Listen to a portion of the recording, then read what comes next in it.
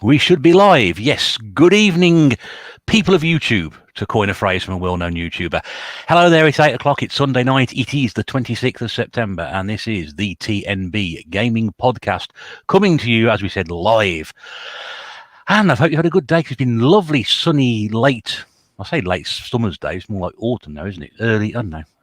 It's been absolutely brilliant here today, and hope it's been nice where you are. Anyway, it's nice to finish off the summer season with a decent day. Anyway, we're back here with another live podcast. Thank you very much indeed for tuning in. It's great to see you all here.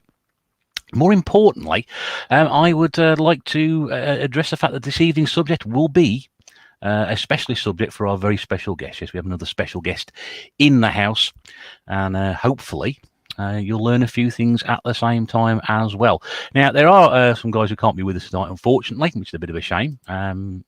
Pete and Nath can't be here tonight, but the rest of the guys are here, and I should bring them in slowly but surely. First up, our resident expert in this particular subject we're discussing this evening.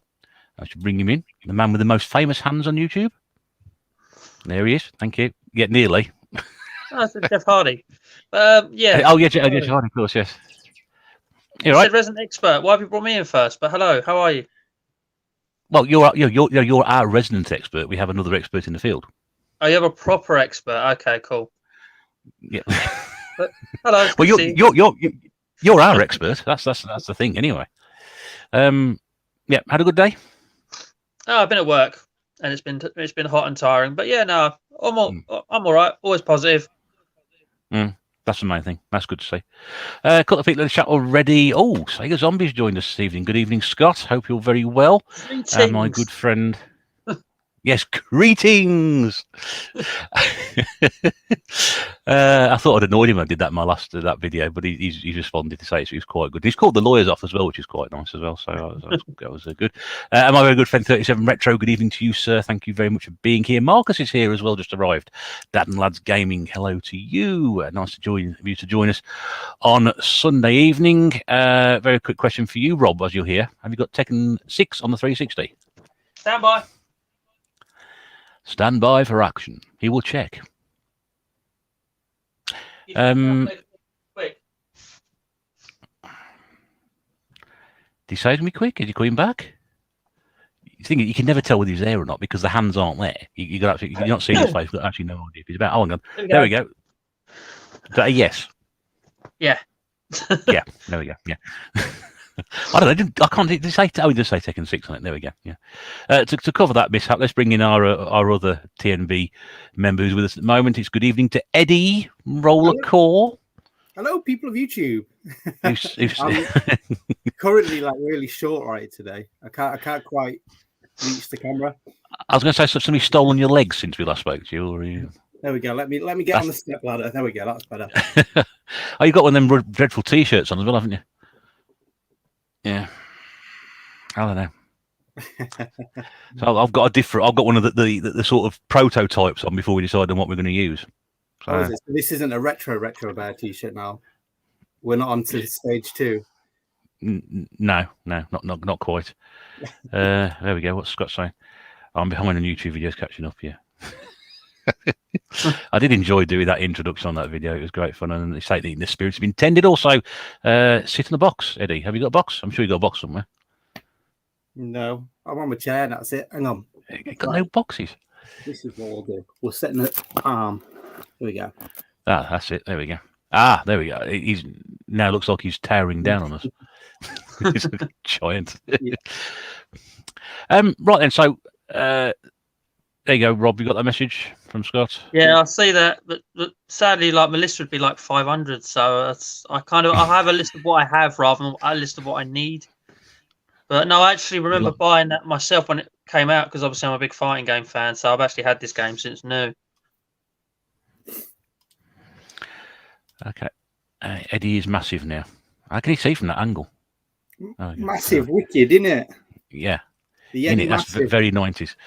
Now, we are talking, our special subject tonight will be the Xbox 360, which we'll get to during the sort of second half of the podcast. So we had a bit of a think about who's the best person, apart from Rob, because we know Rob's very, very experienced in this area. Who's the best person we could possibly think to bring in So it was quite easy when we thought about it because, well, he used to have a channel which was actually named after what he was doing. So it's a very good evening to Bohoho. Otherwise, we were calling him Ross for the rest of the evening rather than that because I don't think anybody can get it absolutely right. But you, sir, at one point had a channel called, well, you were called the 360 Collector, weren't you? I was, yes. I was trying to detail my journey of completing the 360 set, but then I realised that I was picking up way more other bits, so kind of just dropped that. But I'm still going for the full set, but just got a bit lazy with it. Well, it is great to have you on because I know that it's a subject very close to your heart, and Rob's obviously got. Also, Rob's over there, not over there, indeed, over there. He's very very experienced in this area. I mean, I've got 360 stuff. I know Eddie was collecting. You had 360 collection at one point, didn't you, Eddie? I'm the X360 collector. The X360, yeah, that's it. Yeah, I've got a large chunk that used to belong to him.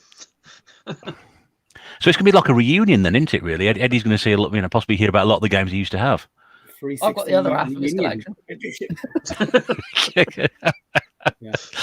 I didn't know he sold it, split it between the pair of you. So there we go. Yeah. Anyway, to be honest, most of it went through the whole of the YouTube community. Really, there's most of it. I think went there. There's not many that didn't really. So you've been spreading your DNA across the YouTube community. I licked each and every one of the discs. So no refunds as well, wasn't it? That was all right. I wonder what this might be funny. After that's coming out. Oh dear, what's this? Got their own Tekken 360. Does that make me a 360 collector now? It's a very slippery slope once you get onto it, isn't it? I mean, it's I know when I first picked my 360 up, it was I'm not going to collect all this. I'm not going to get into what I've done before with the other stuff. And all of a sudden, before you know it, you pick up loads. Oh, Beth's here. Good evening, Beth. A 360 topic without you. Well, we would have invited her on, but her camera's terrible, so, Oh, no. We've lost a viewer. We lose viewers every week, but that's a really bad one to take. That's a terrible one. But I'm glad you're here, Beth. And like I said last week, we'll try and get you back on and do another episode in the future after that last one. If you didn't know what I'm talking about, if you look and check our last episode, Beth was here for a bit and then she had technical problems with the camera and all sorts going on. So didn't quite go as planned, but we are intending to get you back on again. And JBTV, hello, sir. Good evening to you. Thank you very much for tuning into this really professional and not amateur at all broadcast. And yes, I think now that's okay. We will get you on at some point in the future, Beth, but thanks for coming tonight and seeing what we're doing. Right, so gentle people who are here this evening, as we always do on the podcast, we talk about what we've been playing or try to give it a detail because we want to sort of focus on the subject of the week, which is the 360. So Rob, can you take us through some of the high points of things you've been playing recently? Well, obviously, I was on the last one. I haven't played a great deal since I was last on, but I did finally pick up a game which I've been waiting for ages to drop down in price, and I finally got a copy of it. So I'll just say this is the podcast where you get all the pickups video spoilers, because I finally picked up Samurai Showdown on the Xbox One. I've been waiting for this to turn up for ages. I wanted it since new because, a big fighting game fan and all that, so I've always wanted it. And over the last year, I've been really keeping an eye on it, waiting for it to drop below 20 quid, and game's been holding out for $29.99 for pretty much the whole year. And literally only about a week ago, I popped into game. I had two copies of this game. One, the standard edition. As you'll see, this is the special edition, which includes season pass. Pulled out the standard edition, still got $29.99 on it. Pulled out the special edition with the full season pass and everything on it, with the codes in it, which brand new, they're all loaded and worked. $13.99. So for an extra 16 quid, you can have everything rather than just have the standard edition. But no, I've been playing this week, and it's all right. I mean, it is Samurai Showdown. It's literally a modern day version of the game. It's a lot easier than the older versions. The older versions were brutal. After you got past a couple of fights, you could be miles ahead and get cut in half and basically lose pretty much straight away. As I say, yeah, it's all right. It's not done anything to sort of overly impress with the franchise, but it's still enjoyable. It's sort of made it prettier, made it nice and smooth, but made it easier at the same time. So, but but it's all right. And this is pretty much what I've been playing for the last week or so. And unfortunately, Indie Corner's not really full at the moment. I played a couple of things, but they're pure crap and not even worth talking about. Well, that's the thing with Indie Corner, isn't it? It's either gold or it's gash. Oh, it's been pure gash as well, to be honest with you. The one game you didn't even have to play; you just literally have to open up 10 levels. It's pathetic. One game called Colour for Color was quite an interesting puzzle game because I quite like puzzle games. It's where the block continuously slides, when you press a direction, and then obviously the wall stops it, and you have to navigate your way around by using walls to sort of hit you to the exit. But each section is coloured, and you have to hit these little coloured blocks in order to make you sort of turn that colour and able to move.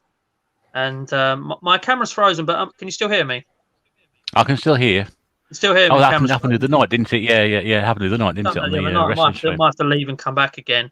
But that was quite fun as a puzzle game. It was quite fun. I enjoyed that. But that's about it. I think there's one other game which is a rather like a platformer, which was shit, to be honest with you.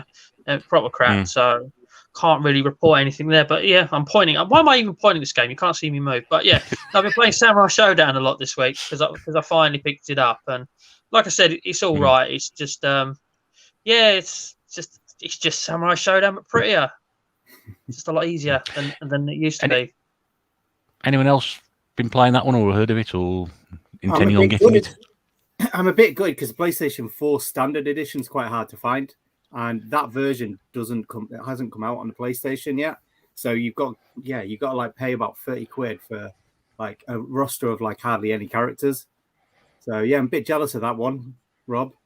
Because it's not on PS4. It's on the Xbox. Never happens.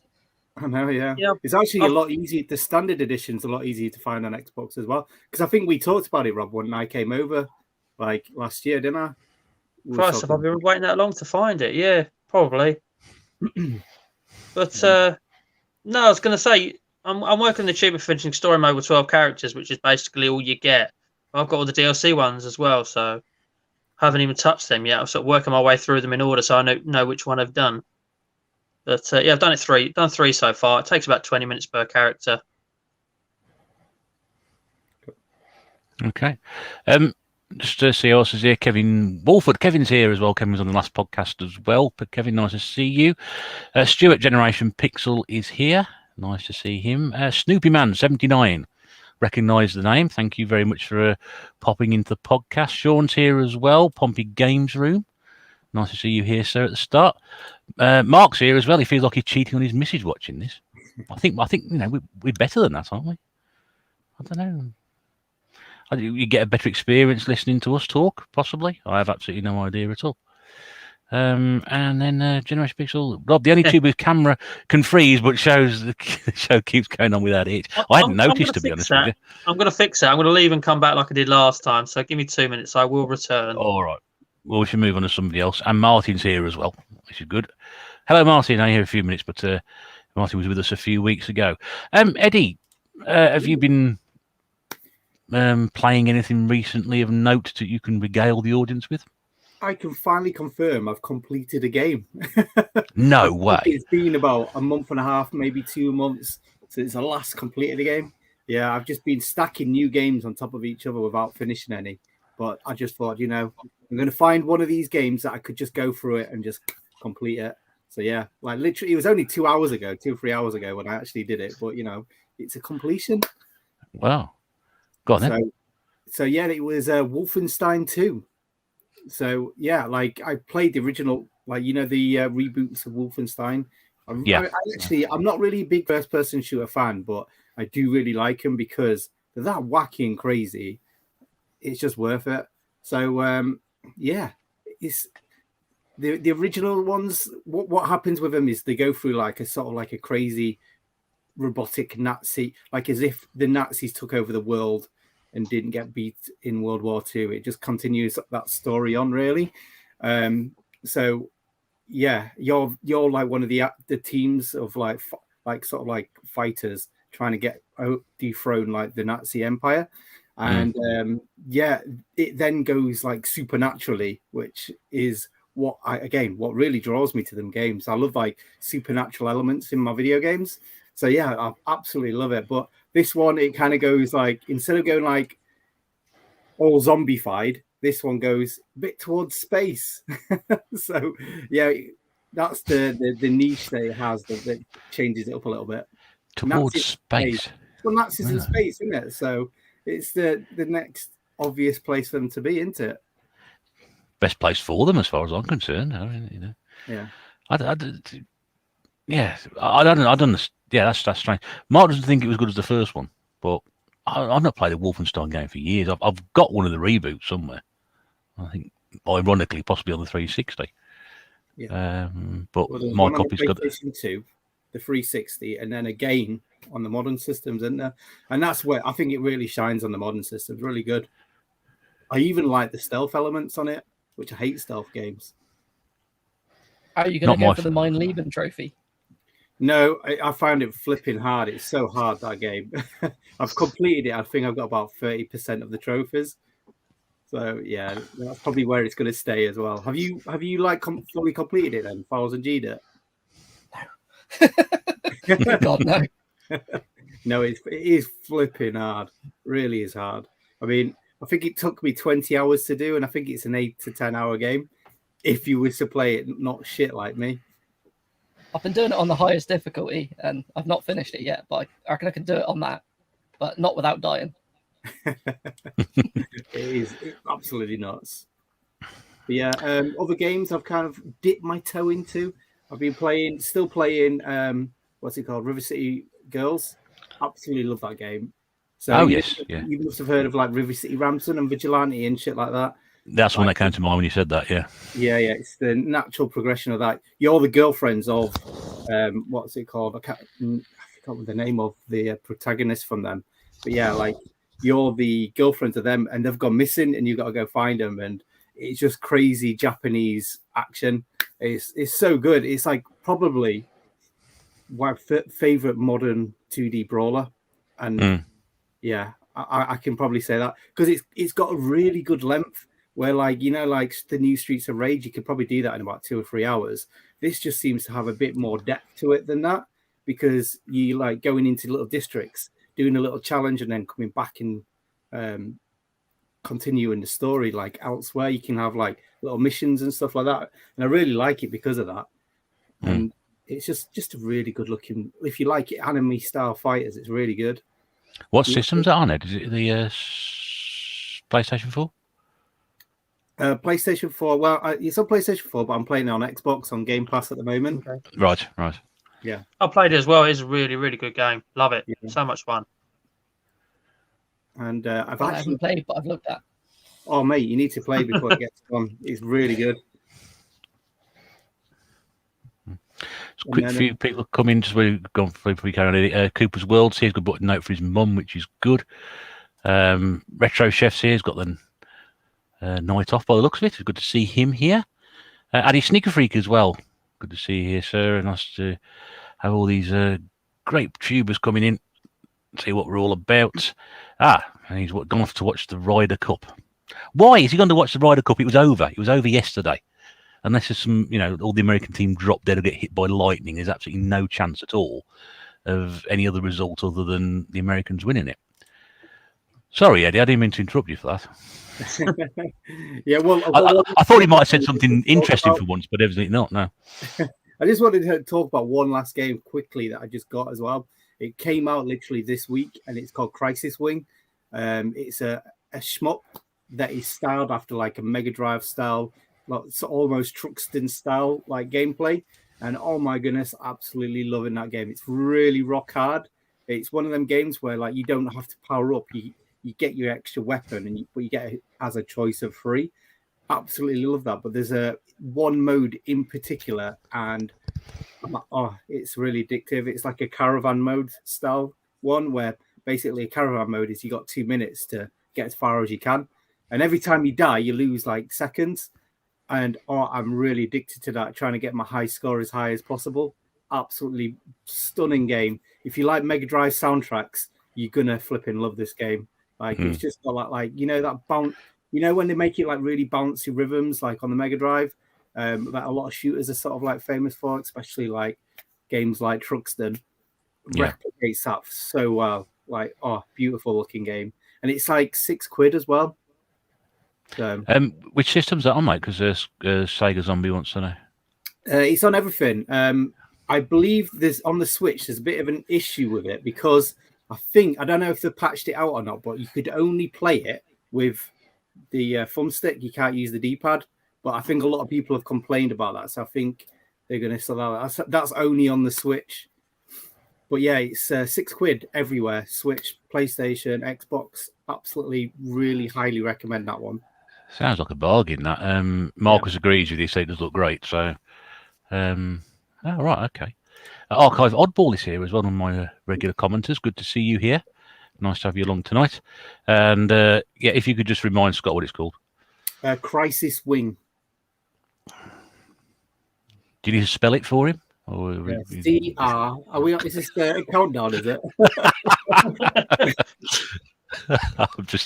I'm just being a facetious so and so tonight. We've woken James up as well. Good morning, James. Hope you're well. Nice to see you here. Right, Ross. Anything that's been interesting you play wise recently? Recently, I was playing Hotshot Racing because it was disappearing off Game Pass, and I don't like leaving a game uncompleted. So I sat there and got all the achievements on that, which, if you've ever played that on Expert, it gets pretty difficult because old school style, kind of like arcade racer, in it, if you've seen it. I love the look of it. Yeah, I love the look of that game. It's really good. If you play it on normal, it's just a fun little racer. You jump it up any difficulty and it becomes absolutely brutal. I don't understand how I sat there and did it, but I finished Expert and realized to get more achievements, I had to sit there and grind, unlocking every bit of customization for every car, every character, and it took hours, but I wasn't gonna pay for it. Other than that, I've played on the PS4. Actually, I've been playing this, which is Sakuna of Rice and Ruin. Never even heard of that. It's part platformer, part farming simulator, but it sounds like the farming simulator bit would get a bit too intrusive to it, but it isn't. It's just growing some rice. But the platforming bit plays really similar to Dust and Elysian Tale, if you've ever played that. It was a 360 era game. I don't know if they released it on the PS4 or that. I can't remember if they did. They did. But yeah, that's actually a pretty good amazing game. One that people don't really talk about enough. It was made by one guy, wasn't it? Oh, was it? I didn't know that. I think it was one guy. He did everything: music, artwork, everything. I swear it was one guy. Yeah, it was Games of Gold once upon a time as well, wasn't it? Yeah. That's why I had it. Yeah, I had it. I played it. I didn't get into it, and then I think it got on the PlayStation Network, the free game for PlayStation. And I got it again, and then wow, just grabbed me then.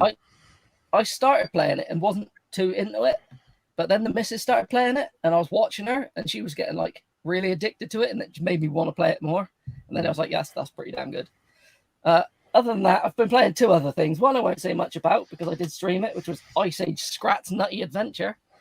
Which is a really, really linear, game. Horrible platformer, which one day Rob will play for Xbox, I imagine. It couldn't be any more linear, that game. God, it's terrible. Really did. I watched it for half an hour. I said Ross before we came on. Watched it about half an hour the other night when I got home from work, and it was just like, you just wait for something interesting to happen, but there just wasn't anything at all. I'm surprised they're still making Ice Age games. Yeah, you played it for 3 hours, yeah? Yeah, 3 hours, yeah, but I had beer, so it's fine. That just dulled the pain.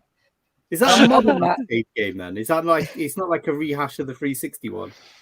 No, it's a brand new game. What?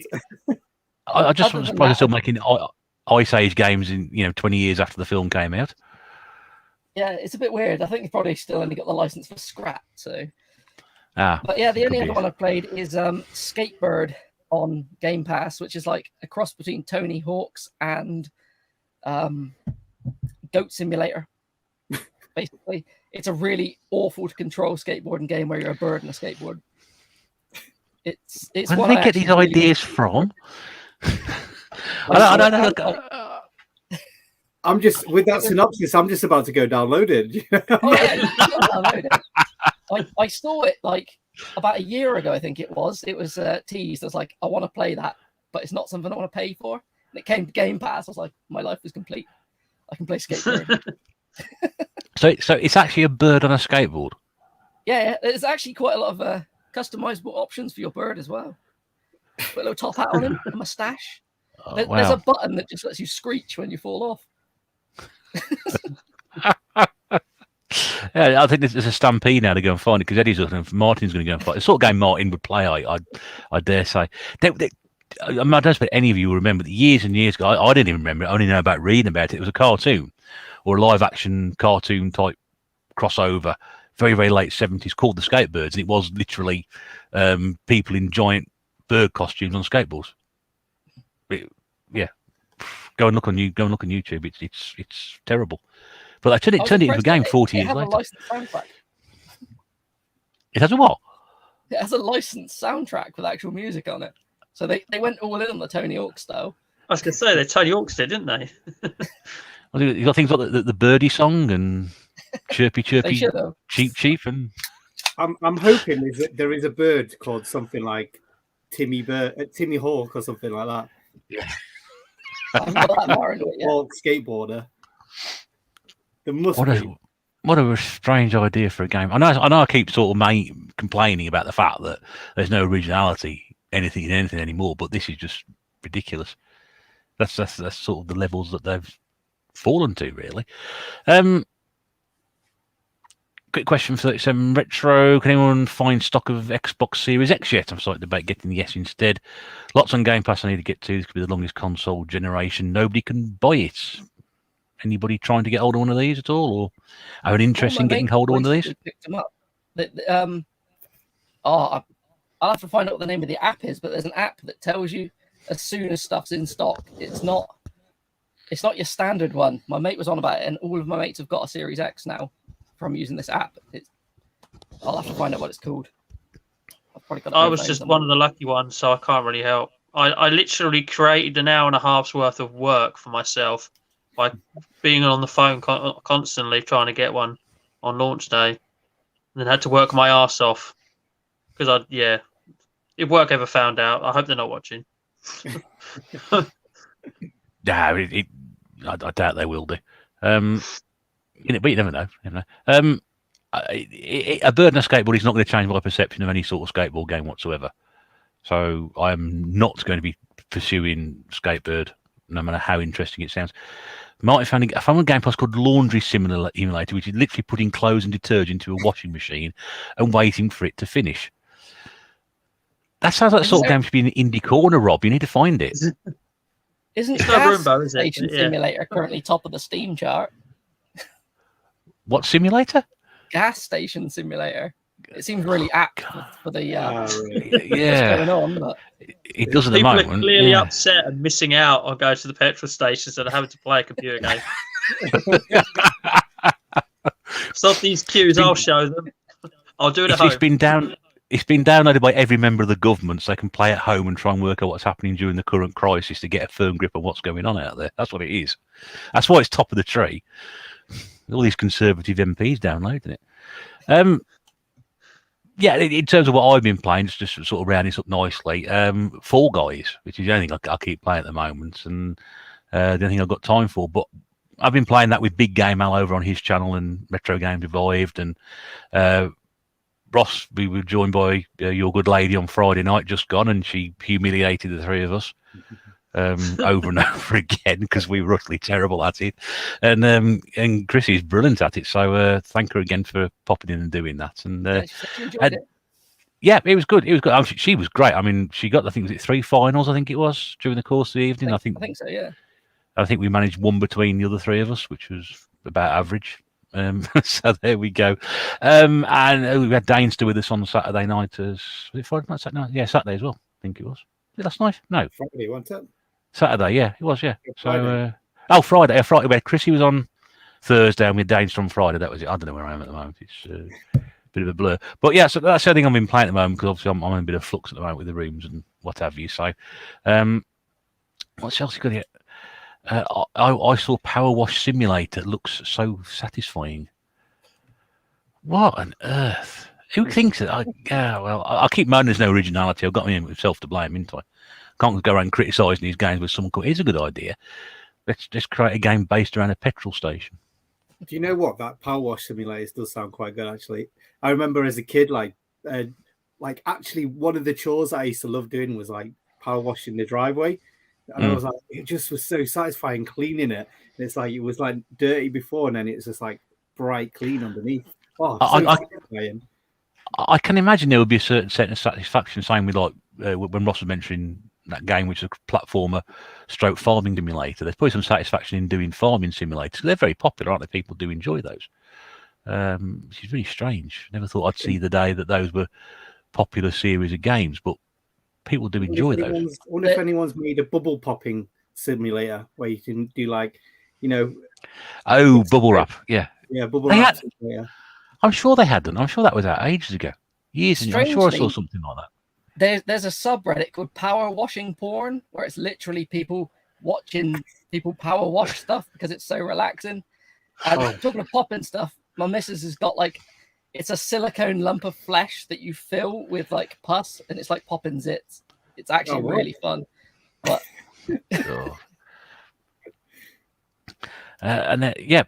Car Wash Tycoon. I mentioned Car Wash Tycoon on our Desert Island Games, didn't I? If you remember. It was a Phoenix game, I think. I think we've got it somewhere. I think you said you got that one. I can't reach it. I'm too short. Yeah. You need an assistant in there or some sort of device to pull things down from. But yeah, Car Wash Tycoon. I did see a copy of that a few weeks ago on my local Independence, and I thought, is that a rare game? And I thought, I think you mentioned it might be something like the 15-20 quid mark or something. It's cheap, but it's not easy to find at all. I'd never seen it before up until that point. There we go. So just on the subject of the Series X, there we go. So 37 Retro, use the Hot Stock app. Thanks for finding that right, Ross. Will be most helpful. That helps anybody. That'll be great. So that rounds up what we've been playing recently. So let's move on to the topic of the week. As you would have known in advance, we are talking tonight about the Xbox 360 because we have a couple of people in who've basically devoted a lot of their collecting time to it. Ross had a channel, as we said before, called the Xbox 360 Collector. Rob is known for his time spent on Xbox Gamer Score, but also his pursuit of the complete Xbox 360 set, and also he's now collecting the odd American exclusive titles. And Eddie sold most of his games to both of them. So it's sort of a connection going on here, and I know I've got a 360, so anyway, it's a sort of one for that. As our guest Ross, because we're always we always end up collecting some sort. I collect the Wii for some strange reason. Other people collect other systems. What was it about the 360 that sort of dragged you in to do that? You thought, I'm going to go for a full set of these. Well, I always collected video games, and I always liked them. Played so many, but when it hit the GameCube, PS2 era, I kind of just drifted away. I'd buy games, never play them. I had a massive library of PS2 games. I played 2 of them because it was weird. I kind of fell out of the love of it. Then I thought, I was at uni at the time. I had my student loan. 360 was coming out. I was like, we'll just buy one. And it sounds bad, but it was the achievement system that lured me back into gaming, which then I started picking up random games just to go for random gamer score. But then I started finding games that I wouldn't have ever played, but they turned out to be amazing. So yeah, it just grew from there. And I thought, you know what, I'm going to try and get everything and try everything. Because I ended up with a really high gamer score on 360. But then I kind of, I don't know, with the Xbox One, I lost the fun of it. So yeah, I just love the challenge as well of 360 gamer score, because an easy completion on 360 is 8 to 10 hours, unlike the 10 minutes it takes on the Xbox One, which I can't be asked to do most of them, to be honest with you. I got 4,000 points in an hour the other day on one game. That was crazy, but it was quite a good game actually. It was just, which is a shame, it just made a mockery of the point system now, doesn't it? There's games I slaved over for years, literal years, to get the 1000G on, Like I'm looking at Project Gotham Racing 3. That was the first game I played, and I think it took me 10 years to finish it or something stupid. But to get that 1000G, I was proud of that. Now I look at a lot of Xbox One stuff and I'm like, not proud of that. But Beth certainly agrees with it. And I can remember the first time I looked through your gamer card, Ross, and I remember catching eye of that Project Gotham, and I was as a person who's grown up through the achievement system and actually can appreciate it when it was what it was. Unfortunate, over what it's become now. Unfortunately, I remember seeing that, thinking, "Wow, man, you put some serious time into that. You must be very, very good at racing games as well." Because I played that, and it's a cracking game. I played it after the servers went offline as well, so not that I ever probably would get 1,000 out of that, but yeah, no, I was seriously impressed, dude. Yeah, some of those platinum medals on that, they were difficult. Like the cone challenges were probably the worst. The time trials weren't too bad. But... Duncan's here, Woody Weeble, good evening to you. Fresh off your Mario Kart success. If you don't know what I'm talking about, go across to Cooper's World channel, and we're to see there. And also Gordon's with us as well. Gib84 Gaming, good evening, Gordon. Question for you, Rob, from Martin. I've seen Sneak King before. Is it worth getting? I was going to say, if you're talking about quality of game, then not really. But as a quirky, interesting piece in your collection, if it's not expensive, then yeah, go for it. I mean, I got all 3 at once of the Burger King games in a deal and had them. I actually bought them from an American seller as well. But as for quality of games, they're not great. But then again, they were given away with the kids' Burger King meal, so you got to remember that. But I'd say interesting piece. But if you're looking for a quality game, then no. There's an odd thing about those. If you put them in an original Xbox, they work. Yes, they're compatible with both. With 2 different games, though, aren't they? They're different, as in like different ports of them, rather than like. But it's on the same disc. It's just a bit weird. Yeah, it's quite. I mean, if you think of it that way, they've done quite a lot of bang for your buck for that, isn't it? Really? Yeah, it was almost. I don't know. It's not backwards compatible. It's not like forwards compatible, isn't it? It's kind of weird. Beth agreeing with the comments about the achievements on 360, which is again a lot. You two guys certainly do that. A lot of love for Project Gotham Racing as well. Martin said big fan of 3. Marcus says 4 as well. When I first got my 360, it was one of the first games that I sort of tracked down on that one. Because I like my racing games, so for me it was like no brainer and just trying to pick those old titles up. Before we proceed and move on around the table, someone has just come back because his time's run out at the adult bookstore, so he's now managed to make it here this evening. It's Sean at Retro Games Revived has joined us. Good evening, Sean. Hello everybody, how are we doing? How do? Yeah, Ross. Good to see you, mate. And good to have you here, my friend. Yes, finally. What time is it? 20 to 9. Yeah. Crikey. That bloody KFC queue. That's your excuse. Was there any chicken left by the time you got there? There's some chicken left, but this particular outlet we went to, they don't do crushums. And that's just a travesty, in my opinion. No crushums for us tonight. So... Were people mistakenly queuing for petrol at the KFC? Why it took so long to get in? I was going to say, were you going through the drive-through? Because if people are worried about a fuel shortage, you wouldn't sit in a drive-through queue, would you? It's funny because I actually went to a petrol station earlier. Our local one, it's called Stringers, and I thought I passed yesterday, and so most of the pumps, there's like 3 lines of pumps, and 2 lines obviously had these like locks on them, you know. And the end one, I thought, that ain't got any. There must be some left. So this morning when it opened up, I pulls up. No, it's locked. There was just a little padlock. So I was absolutely gutted. I mean, I've still got 3/4 tank, but I thought I might as well just top up. But I haven't been able to do that. So I've met up with KFC tonight. Anyway, that's my fuel. Been panic buying chicken then. Yeah. Well, they would have panicked buying your petrol. Right, so when you've joined us, we're in the midst of our 360 conversation. Before we carry on with that, Sean, is there any games that you've been playing that you want to sort of throw in? Because we've all had a quick go about that. Yeah. I mean, obviously, I've been playing COD and I've been playing Fall Guys with yourself, Russ, as you know. But one game I have played, I don't know if Eddie's heard of this because it's quite Japanesey, Earth's Dawn. Oh, yeah. It's sort of like a side-scrolling RPG, isn't it, I think? Was it an RPG? I thought it was just a hack and slash kind of thing, yeah. You two playing the same game?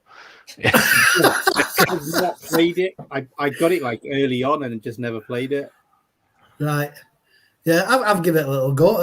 It's not too bad. Obviously, I need to try it a little bit more to get further into it. But yeah, I'm just scrolling along, hacking and slashing any enemies that come to me.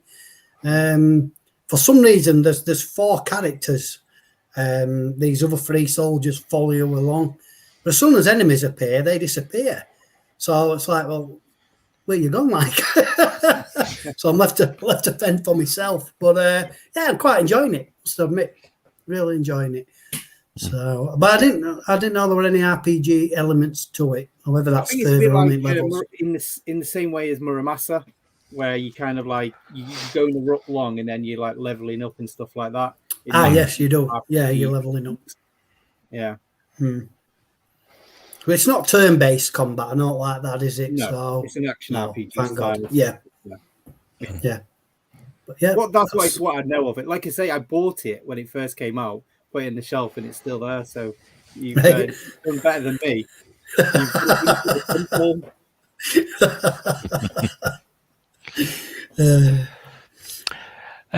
Right, just someone else in the comments. Gordon's asked us what the tNb means, which we're never going to tell everybody what the answer is to that question. So, not being rude, Gordon. It's just a closely guarded secret. So, whatever you want it to be. That's the stock answer. Yeah. And Broseb's here as well.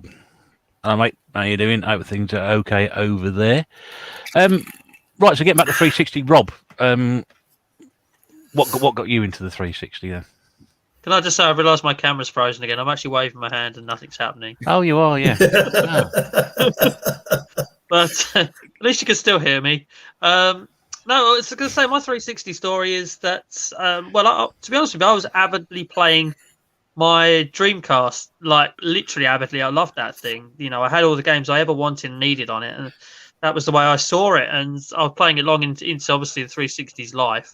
And it literally died. It just blew up and wouldn't play, and that was it. And I was kind of in limbo as to what to get. And I remember rather vividly, I was down the pub one night with a couple of mates, and this was back in the day when the last bell rang, and you had to leave at 11. And we was like, we're in the mood to carry on. We want a few more beers and that. And he said, why don't you come around? All come back to mine, and we'll get the Xbox out, and we'll play some PES, and we'll have some games on that. And with that, I went round here, sat down, had a game, and this little thing popped up at the bottom, and I was like, "Mate, what is that?" And he went, "Oh, that's an achievement." And I was like, "Oh, I quite liked that." And then I asked it, could I have my own profile on his Xbox? I was actually getting Gamerscore on his Xbox, and I just got addicted to it. I'll be like, "Are you in, mate? Can I come around?" And I was like, I wanted to play his Xbox and get achievements on it. So that was it. I was hooked, and I had to get my own, and here we are, however many years later, still doing it and still loving it. We discussed achievements before as well, but I mean, obviously Ross got the same, area there, and Best mentioned the achievements as well. I mean, for me, I just don't get it, but that's because it's an addictive personality. That's what it is, isn't it? So it is. I've got an addictive personality, so that's probably not far off, to be honest with you. But I mean, I'll second what the guys have already said. The system's been bastardized a little bit, and like people coming into it now, and they're getting 250,000 in a year, and it took me 8 years of playing 360 and a little bit of one at the beginning of its lifespan to get that. And now people are knocking out 250,000 in a year. I did a month where I got 108. Oh, what was it? I got 100. I can't even remember. It's like 114,000, wasn't it, in a month? And I was just thinking, that's insane. That's stupid. should never be able to happen. But you know, there's no Microsoft quality control over it or anything like that. They set a guideline rules of you have to have at least 10, I think it is, and you know, after a certain amount of time, you can add more gamer score to it. And unfortunately, one company caught onto it, so another one did, and a few more didn't, and some lowered their standards, and here we are today in that rut and in that problem of games being sold that are just pure crap because, you know, stick an easy 1,000 on it and people will buy it. And I'm not gonna you know, say I'm sort of innocent on that. You know, I bought some absolute crap for Gamerscore, you know, but I like to think I can uncover a little gem at the same time while doing it, which has happened at the same time, you know, like with our infamous tNb favourite now, Ruined by First Blood, you know. Yeah, it does happen. I just want to say that there did used to be a kind of value to achievements. Like, I before the Xbox One came out, I had just shy of 500,000 on just 360 games. And because of that, like, Microsoft sent me a free Xbox One on launch. So it had, I don't know, some weight to it. Now it's just, how much gamer score can you get and how much money can you spend? When before it was how well could you play? But yeah, I'll shut up. No, you got a fair point. Yeah, I've got no idea where Al is. If he's anywhere, he's been down the pub the past 2 days. So he'll be drunk. He will. On the last couple of drunk. nights form, anyway. I can tell that he's actually been at the pub more than gaming because I'm ahead of him on the gamer score leaderboard. First time forever. Feed me chickens here tonight. Good evening, Monsieur Poulet. Nice to see you here.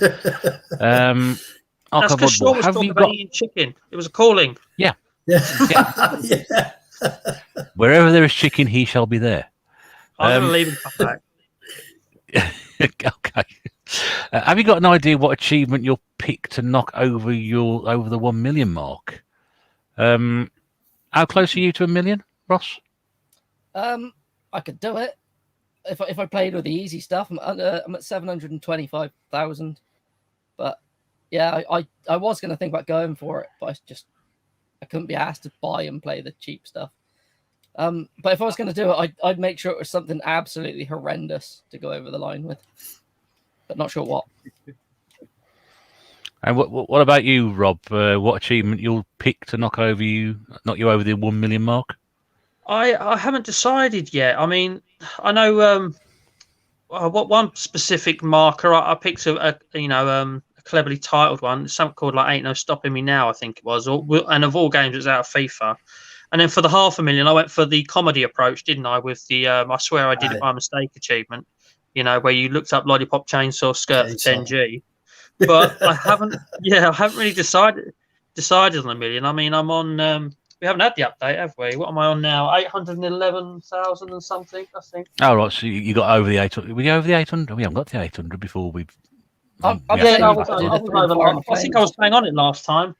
811,455. So I've got a little bit of time to decide, but I'd like to make the million something a little bit noteworthy, not fucking opening up a level of a game, 100G sort of thing. Come on, which does happen nowadays. Do it, Rob. Do it. Through the fire What's and the that? flames. Through the fire and the flames. Mate, I can't play anything above easy. You got no chance. I struggle with medium. I'd love that to happen, but.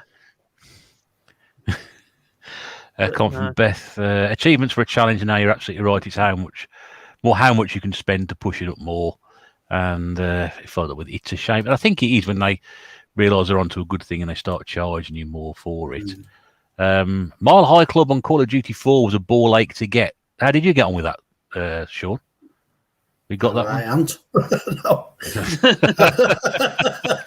Is it news to you? There is an achievement for that one on Call of Duty 4. I got to the point that I was doing that for people and I could do it in like the third try. I didn't even heard of that. I used to make money doing achievements for people, like not on the internet, just mates. They wanted me to complete like Guitar Hero 3 for them.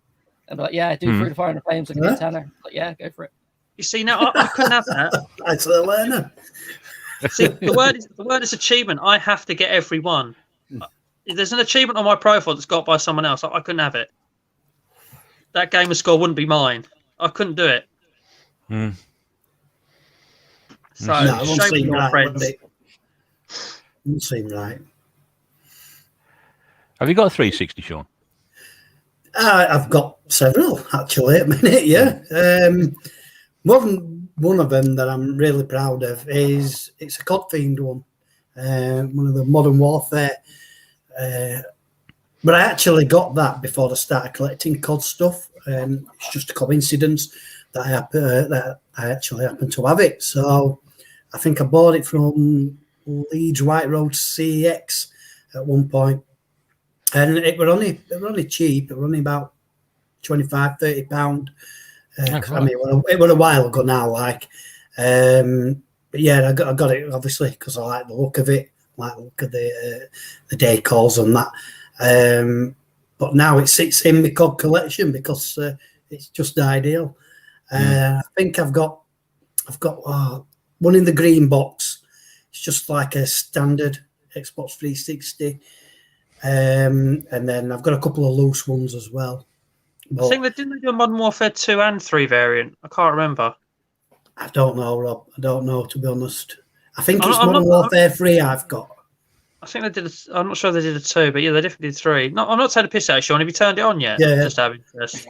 They definitely Do do. not know it. Oh, No, it's just I might have done, some- to test it, like, but Yeah. I mean, I've had my Gears of War one on, and there you go, down your drinks. And like when you press the start button, it makes a little like a noise, and it's like to do with the game. It's hard to explain what the noise is, but yeah. Does the Like- COD one do like night vision goggles or something? That kind of noise? I can't remember. It does something. I'll have to fire it up and find But out. yeah, they do. Yeah, when you turn it on with the touch sensitive button, it actually makes a noise associated with whatever it's themed around. The R2D2 That's cool one. if it does. I don't even like Star Wars, but the R2D2 one is amazing. Yeah. I have had like days, like about an hour of just pressing the button, like eject on off, just doing that for about an hour, just because of the sound. Phoebe Chicken says, I hate the fact that to complete certain games you need to do co-op online. For someone like me, it's not cost effective due to home life versus gaming life. Anybody experienced that at all, or not been able to complete it because you need to complete it online? Rob just forces me at gunpoint to help him. Hang on a minute, mister. Can we do some Hotshot achievements the other week? But we do. Me and Ross do boost some online achievements together on regular occasions, and it is a bit of a ball ache, especially Formula 1 2010, which we still haven't finished, but ridiculous amount of hours into it. Oh God. Gordon's got the Gears of War console, and sound is cool on that one. Let's see, got it here. Screen noise, I think. Can't remember. Question from Broseb: any features you guys love over the PS3? Well, You don't have to install everything.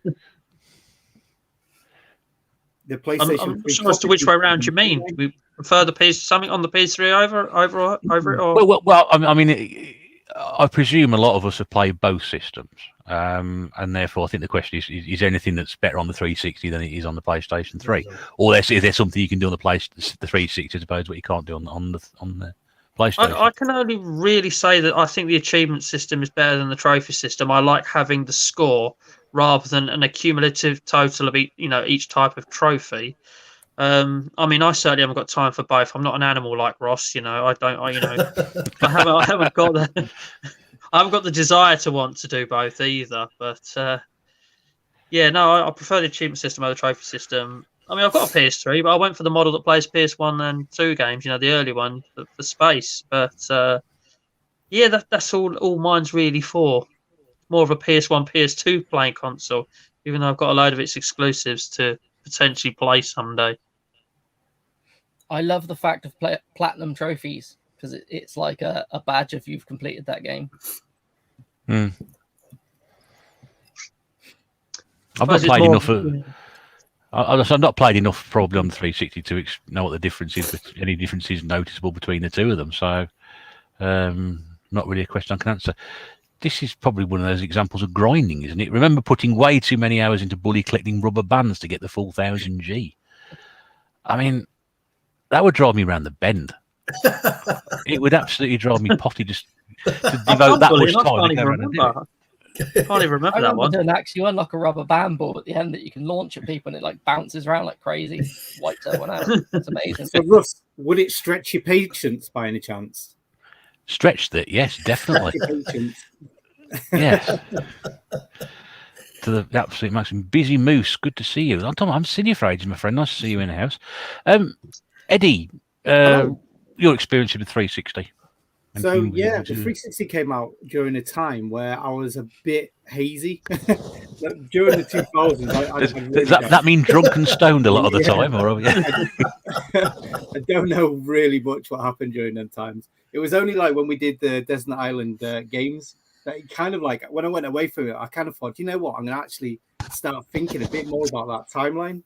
And yeah, basically the 360 when it came out, I wasn't into gaming. However, I was still a gamer at heart. It was always in me, if you know what I mean. So I actually, one Christmas, my partner at the time actually bought me a bundle. I don't know if anyone can remember, but Game was doing like really good deals on the 360. And I think this is why the 360 got like caught on so well, because PlayStation didn't have anything as good. I think it was like 250 quid and you got Far Cry, Fallout 2 and the Lego Indiana Jones. And it was like 250 quid. It was like an amazing deal for the time, like. And then the PlayStation 3 was like 400 quid. It was like, it was a no-brainer, really. So I got them and I played Far Cry, didn't really enjoy it. Played Fallout, really didn't enjoy that. I know a lot of people hate that, but it was what it was. But I got myself Devil May Cry 4 and absolutely loved that. But I got to the end of that and I was like, fed up of it. So I sold it again. So move on about 5 more years. I started collecting retro games and one day I went into Tesco and there was an Xbox 360 with Kinect bundle. And I was like, and that, again, really cheap. It was like 200 quid. So I picked it up. It was the more modern one. And then that's when it really gripped me. Because at that point, even though my friends are gamers, they'd always kept their system and they'd played a few games. And I got up to play Bulletstorm. Oh my goodness, I love that game. That was like, it was a real like, oh, modern gaming is actually pretty good. Like there's like a story with it, and some of it's quite funny. Because I was like playing, I'd step in to play like Skate at my friends, and didn't like it. It was too realistic. That's all I saw the 360 as, like realism, and I didn't like that. I missed the old days where it was all like hyper realistic, and like Call of Duty. I'd play that and I'd be like, not really for me. But then when I played like that, Bulletstorm, I was like, oh, I loved it. And then I went on to like BioShock, loved that. And there's just so many like really quality games from back then that was like, it really just like, it kind of got me going. And then I was, at that time, I carried on car booting and stuff like that. So I'd be going to the car boot, getting a game for 2 or 3 quid, coming home and then having like 10, 12 hours of fun. It was like a no-brainer. It was brilliant. So, I mean, were you? Did it sort of? You said it was a period of your life where you was a bit hazy. Did it sort of drag you kicking and screaming back into playing games, and was that what sort of sparked you back Pretty again? much, yeah. I mean, the thing is, like I say, someone dropped off a GameCube, and I was playing that, but it was only just a handful of games at a time. It was all like sort of like Super Monkey Ball, like arcadey style games, and then I was playing like Nintendo NES games. I was playing a lot of stuff like that, but this is like my way to get into modern gaming, because at the time it was only the free. Like I say, it was when I got really back into it. Is when the Kinect came out, and it was because it had that like sort of, what's it called, the niche of the Kinect that kind of was like, yeah, it sounds pretty cool. I want to see what this technology is. Yeah, we didn't play the Kinect at all, did we? I mean, to be honest, Just Dance games on the Kinect are a lot of fun when there's a few of you and you're getting a bit, hazy again with the old game. Body starts flowing, you start moving, and like you start like connecting with the game, and it's like amazing. It really is good fun. Whereas you got the Wii and you're doing this, you can sit down and do that. It's not the same. The Kinect forced you to get on the dance floor per se. Yeah. No, I like I think the Kinect is absolutely brilliant, and quite a few share the point. Anybody in the comments wants to ask a question to the panel about the 360 or ask our opinion on anything, just drop something in. I'll try and get through as many as I can. We got one from Feed Me Chicken, which says, if Donkey Kong 64 were Oz on the 360, would you guys attempt to play it for the G's? Reason I ask is because to complete it meant to be a collection ball ache. Anybody got anything to add to that one? Yes, I've done it on the N64, so I'd do it again. I've done collectibles in games before, and they're always a ball ache. I think collectibles is the word achievement hunters hear and go, "Oh no." This isn't a ball ache because of collectibles. It's a ball ache because you have to keep switching Kongs at these Kong switching barrels to pick up different colored bananas. Like you'll go like a couple of steps down like a pathway, then it turns out that you've got all the red bananas, but then it starts a line of blue bananas. So you have to go back and change to a different Kong. And that's the only reason it's a ball ache. It's a really easy game. It's just really laborious. I can almost feel my patience being stretched just talking about that. It's like, I've got that game as well. It's like, Gordon, 7th gen games are brilliant to go back to. Interesting comment from Archive Upball. Much I have for the 360, I no longer own one. PS3 is now my console of choice. Allows me to play 3 generations of consoles, plus doubles up as a great emulation machine. When I bought I was deciding to buy a 360 or PlayStation 3. I was very much favoured to the 360. I've mentioned this a few times now. I'll just summarise it very briefly. But when we broke it down to the fact that the PlayStation 3 came with a Blu-ray player, HD DVD pretty much was dead in the water at that point anyway, and the fact that I could use a PlayStation 3 to use as a home network, it was a bit of a no-brainer for me. But when I first saw a 360, I saw King Kong, the movie on there. The game of the movie, and I thought, wow, this looks actually fantastic. I really wanted to get one, and I'd always wanted to get a 360. And don't get me wrong, when I picked one up, it was absolutely fantastic. But what swung it for me is the fact that I could do probably a little bit more with the PlayStation 3 at the time. So in a way, I agree with that to a certain point. Anybody else want to challenge that or have an opinion on that comment there? So everybody. Let's start with Rob. We'll go around Rob. I was just about to say, obviously, I touched on it earlier. I've got a PS3 now as something to play more of the PS1 and PS2 stuff. Obviously, they did away with the PS2 stuff, so on the later consoles, that's why I made sure I got one of those very early ones. But I don't know if people know that there are actually, I know it's not every game, but there are actually a few original Xbox games that you can play on the 360 that will run and play perfectly. There are a few. I know Outrun 2 is one because I've got that before I got an original Xbox. Thank you, Sean. And so I know there's a handful of games that do play on it, but it was never designed for that. And obviously, it also only had one generation before it, not two. So there is that as well. I must admit, the Blu-ray thing was a little bit of a temptation in the back of my mind, but once that first pop came up, I was sold. Okay. Eddie? So for me, like I got into the 360 again, like because it was all because of value. So I got into the 360. This is what I kind of want to address anyway. Like I then got like a huge collection, got all the stuff that I really wanted.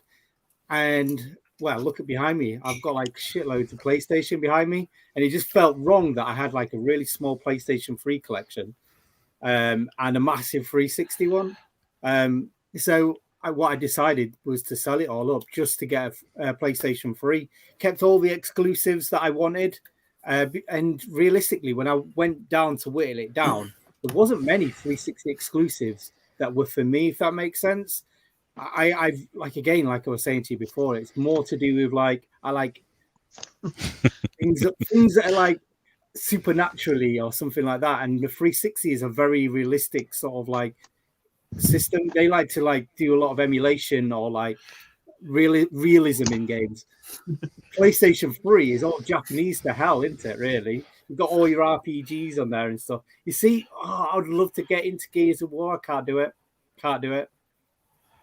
I'm not going to lie, mate. It was a struggle for me to start with, but once you get in and it gets you hooked and you get the mechanics, and then you get the here we go. The storyline. I'm one of these people, when I play Call of Duty, I hammer through all the storyline because I ain't got any interesting. I just want to shoot shit, you know what I mean? And I'm like that with most games, but the storyline of this got me. But once this game gets you hooked and you can play it, in my eyes, that's it. You're sold. That's what happened with me. But I just heard you say exclusive, so I had to bring them out. Any excuse. For me, if Gears had been a first-person shooter, I could have got into it. The third-person perspective kind of throws me off. Because I've tried it. I think did you send me games anyway, didn't you, Rob? Sorry, did you not send me Gears of War games? I might have sent you one. I don't know. Yeah. But I was gonna say, I'm with you, mate. I did actually find it a struggle to get into it to start with. It was more the cover-based thing and getting in and out of it quickly and things like that. But once I had it nailed, it was just like, this is the best thing ever. This is amazing. Yeah. Well, for me, I prefer the third-person perspective, and this is why it's kind of a bit. I don't know why I can't get into Gears, because I'd prefer that over a first-person game. So I don't know why I can't do it. The one thing that actually really got to me, and I struggled with to start with, was actually you need to hold down A to roadie run rather than hold the joystick in, like you do with Call of Duties to sprint. And I must admit that was a little bit, but I soon then realised how much easier it was actually using the A button, because you could then double tap it to go into cover, and then the button you need to shoot's right next to it. Sorry, the button you need to shoot. Basically the buttons you need are there and next to you while you're running, and then you can flick into cover. No, honestly, no. Great idea. Ross, anything to add to that? It's odd. I prefer the idea that, well, for a start, most of the third-party games work much better on the 360 than the PS3. Like, they were just programmed so much better for it. Like, the Assassin's Creed franchise, it's like buttery smooth, but if you play it on the PS3, there's some choppiness to it. The other thing as well, I always thought that the PS3 would outlive the 360 because most games had to be installed, so you wouldn't be burning your laser out. I've burnt lasers out on so many PS3s and never burnt the laser out on a 360. I've burnt the eject button out, but not the laser. But yeah, I will add as well. As somebody who's like really into 360, I do not like Gears and I do not like Halo. We are no longer friends. I loved the first Gears. I played it at uni and we were having a great time with it. Then I played the second one and I thought it's a bit similar, but it's all right. Then after that, I just didn't want to play anymore. I don't know why. Did you not get into the story? No, I didn't. I don't know why. Oh, you should have done. Wait till the third one comes. The third one's the best one. You stopped at the best one. It was all too like cliche with the we'll make sure I love my wife. Oh, she's dead. Yeah. That kind of thing. It's a bit too broy for me as well. It's just like I prefer. I prefer. That's what you invested in them. Because they're such a close-knit unit and they are the brother kind of thing. That's what gets you invested in them. The fact that they're there for each other, and then when one of them dies every now and again, it really hits you. Like 2 was horrible, but 3 ripped your balls off if you were into the story. It was horrible, I could see them having a loving embrace in a tent on a mountain. Whereas I play Binary Domain. I really don't want to be inside your head at times then. Just remind everybody you're watching the tNb. You're watching the tNb gaming podcast where long-time friendships are made and broken. You see, I played Binary Domain recently and I instantly fell in love with that because it's like a Gears of War wannabe ripoff, but like an arcade style. And like that story is just nonsensical. It's flipping amazing. It's like if you choose like an all-girl team to go with you, it calls you out. It says you're only choosing these because we're female, and then calls us a perv. It's amazing. Right, just going to move on with the comments on that one. Well, thanks for the response on that. I hope that answers the question. Raz is here. He's late. I'm late getting your comment, Raz, by 10 minutes, but good to have you here. Another question from Broseb. Do any of you guys use the 360 as a budget simulation machine? Racing, air flight? Ross, you've been pointed at. No, I don't actually. I have a racing rig set up. I have a racing rig set up downstairs, but it's geared more towards the Xbox One and the PC.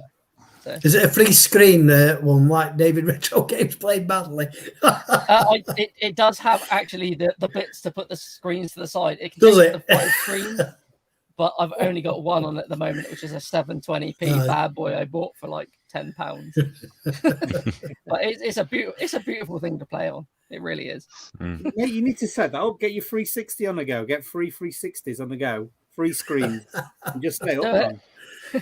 Just so I can look out the window. The trouble is, you can only play like 1 or 2 games using the 3-screen setup. Yeah, they can. Yeah, but until we've all got these games that you can do it on about 6 times over anyway by now. I know I've got 4 Xbox 360s in my house.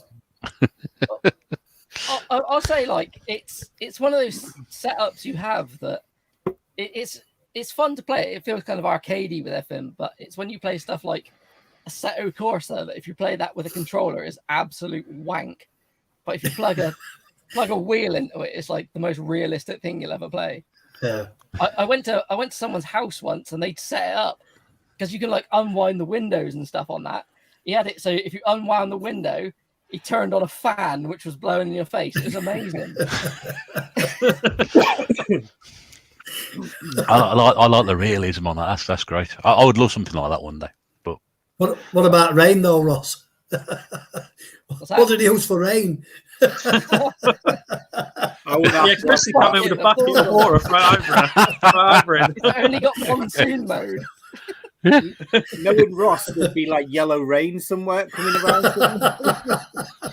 I've got 2 dogs and they leak. I've got to use it somewhere. Another question, 37 Retro. How many returns / red rings? I got away with just 1, but bought a later version with more storage. How they fixed it.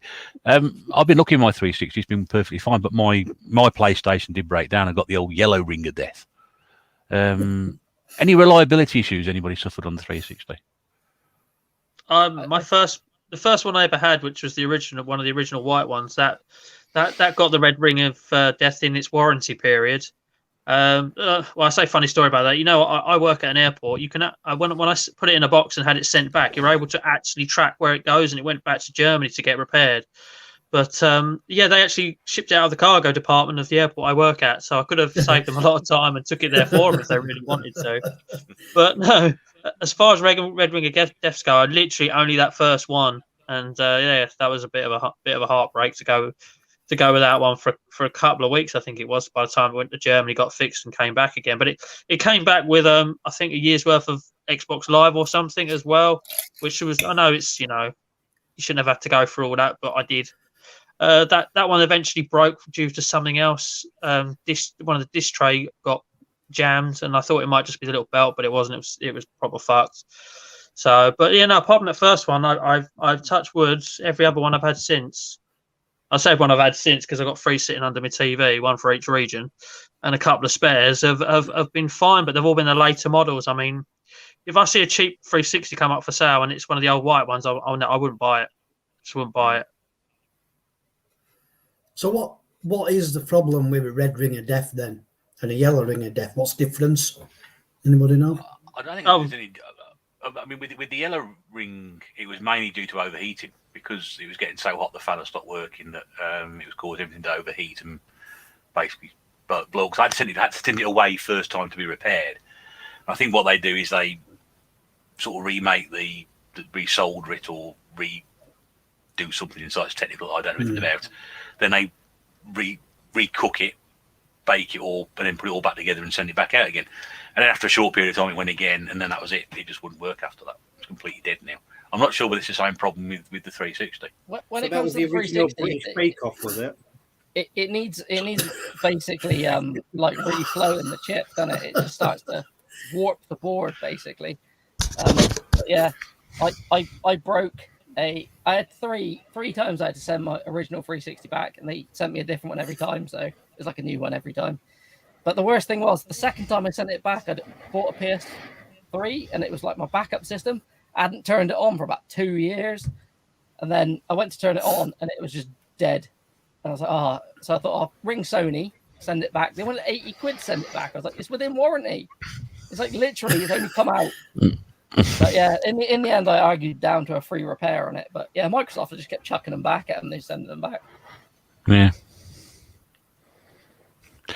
Well, that's a question. Most people think I need a shotgun aimed at my face before I agree to get a 360, and that's not true, is it? I don't know. Is it?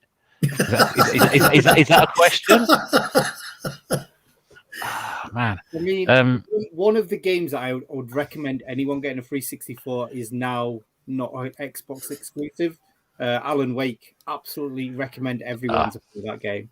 How could we not get a remake into it? So, or a remaster. So how can we not get through a 360 talk without talking about Alan Wake? That's the collector's edition, just out of interest. So I need that edition just to unlock an avatar item. What? If you have to have that edition to get 100% on Alan Wake, if you're going for the avatars and achievements, you plug it, when you turn it on, it unlocks a hat or something. They always do that, yeah. I didn't know. Yeah, that's a great little set, by the way. If you ever see it, pick it up. What's everyone's recommended game for 360, since we're talking 360? Alan Wake. Yeah. Yeah.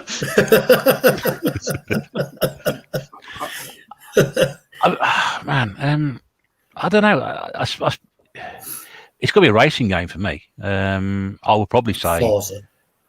No, I'm probably going to go Project Gotham, one of the PGR 3 or 4. I've played a lot of those.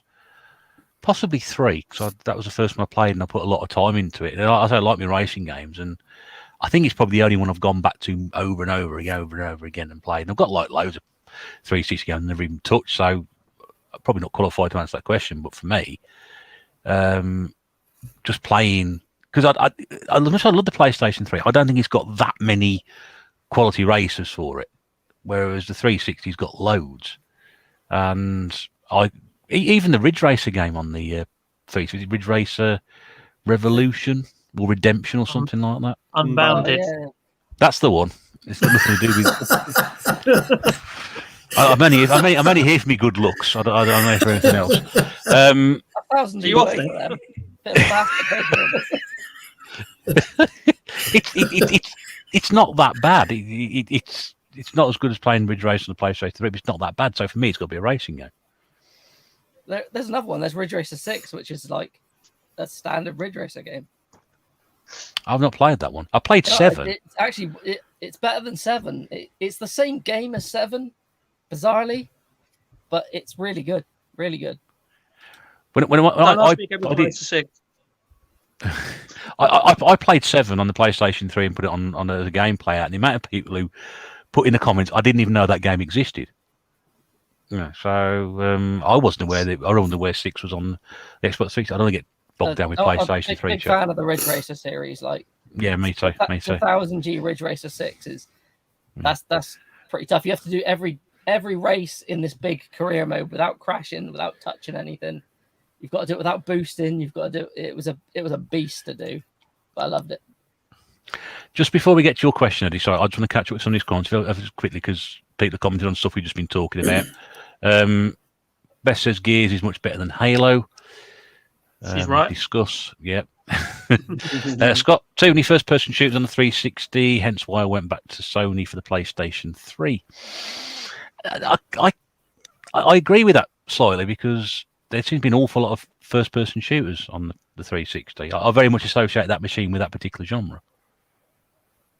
Whether that's right or wrong, I don't know. But that when I'm looking through games in CEX, or I've done over the years, it's like, God, there's a lot of these games that are all very, very similar. It really is, but it's like my hated genre. So there is other stuff. Gears was a great series. Beth also agrees with that as well. Mike Malhai, if I pronounce that right, Gears of War was amazing until the Xbox One era. Well, I disagree with that because I put over 1,000 hours into Gears of War 4. However, Gears of War 5, I did the campaign and finished with it. I was done with it after that. Amazing campaign in Gears 5. Horrible decision you have to make at the end. No spoilers. Is that to commission Gears of War 6 or not? No. There's a choice you have to make, and you have to make it, and it's not nice, especially if you're invested in it and the storyline like I have been. Gears of War 5 Brokeback Mountain Edition. Did you guys know UK is one of the few countries in Europe where the Xbox is way closer to the PlayStation when you talk about sales? Why do you think that is? Well, I'm guessing it's probably because they've nearly sold as many Xboxes as they have sold PlayStations. I thought you said Plus, we're excited. We're a nation of tight asses, so we always went to the Xbox first. That's why. That's all it is. Whereas other nations seem to have a little bit more pennies than us, or at least like to flash it a bit more. So they went to the PlayStation. Would it come down to marketing, do you think? Or we just... Do you not think other countries generally have a preference over Sony or Microsoft rather than Xbox or PlayStation? And that's what holds true. Whereas over here, we're sort of more, we don't really have either, a preference to either. Yeah, so it's America or Japan are the other two regions, and we're just like we're the oddball, aren't we? I don't know. We buy things like Bush over here, so I'm not sure we're entirely qualified to, talk about quality appliances. We're the only country that cares about anything made by LG. Which is funny because it's an Australian brand, and I thought that'd been rather big over there. Yeah. Well, Bush has got a console, don't you? Have they? Yeah. Have they? They made a Mega Drive CD player. Is that like little boombox one? Yeah. Is it blue? It's always blue, I swear. Yeah. So they did enter the console market at one point in their life. Right. I never knew that. Blimey. No, I didn't. I'll tell you something that I like about the 360 is it has a lot of region exclusives, which, like, if you look at the PlayStation library, no matter what, they release that stuff pretty much everywhere. But the 360's got some very strange stuff that you wouldn't ever expect to be on it. One of them is a game that I want to buy, but I can't afford to buy at this moment in time. And I'm not going to say what it is because I know it's always missed off of the 360 collectors like Facebook group list. So I'm not going to say what it is. But I want it. There's one copy on there's one copy on eBay for like 400 quid for about 2 years, and I want it. But you'll have to text me that later. I need to know. Yeah, I'll tell you what it is. I think I know what it is. I think I told you what it is. Beth says she had one red ring on her first ever one, which is the Xbox Pro, a few models, but the Core, the Pro, the Arcade, and the Elite. It was under warranty, so I got another one free of charge and still have that second Pro to this day, and it still works, which is good because that's what you want to fix. I think this is what I was trying to get across earlier.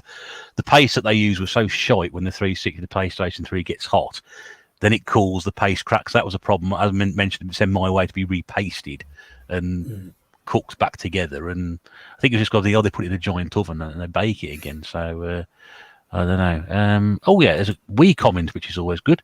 Just finished No More Heroes. The Wii is a class machine. I've always liked Gordon. He's a lovely bloke. There's a Japanese exclusive of No More Heroes on the 360. Let me just bring that up, Ross. Hang on a second, mate. There we go. Wow. Japanese exclusive, sorry. Yeah. I nearly bought that. And I should have done because it was a great price as well when they sent me an offer.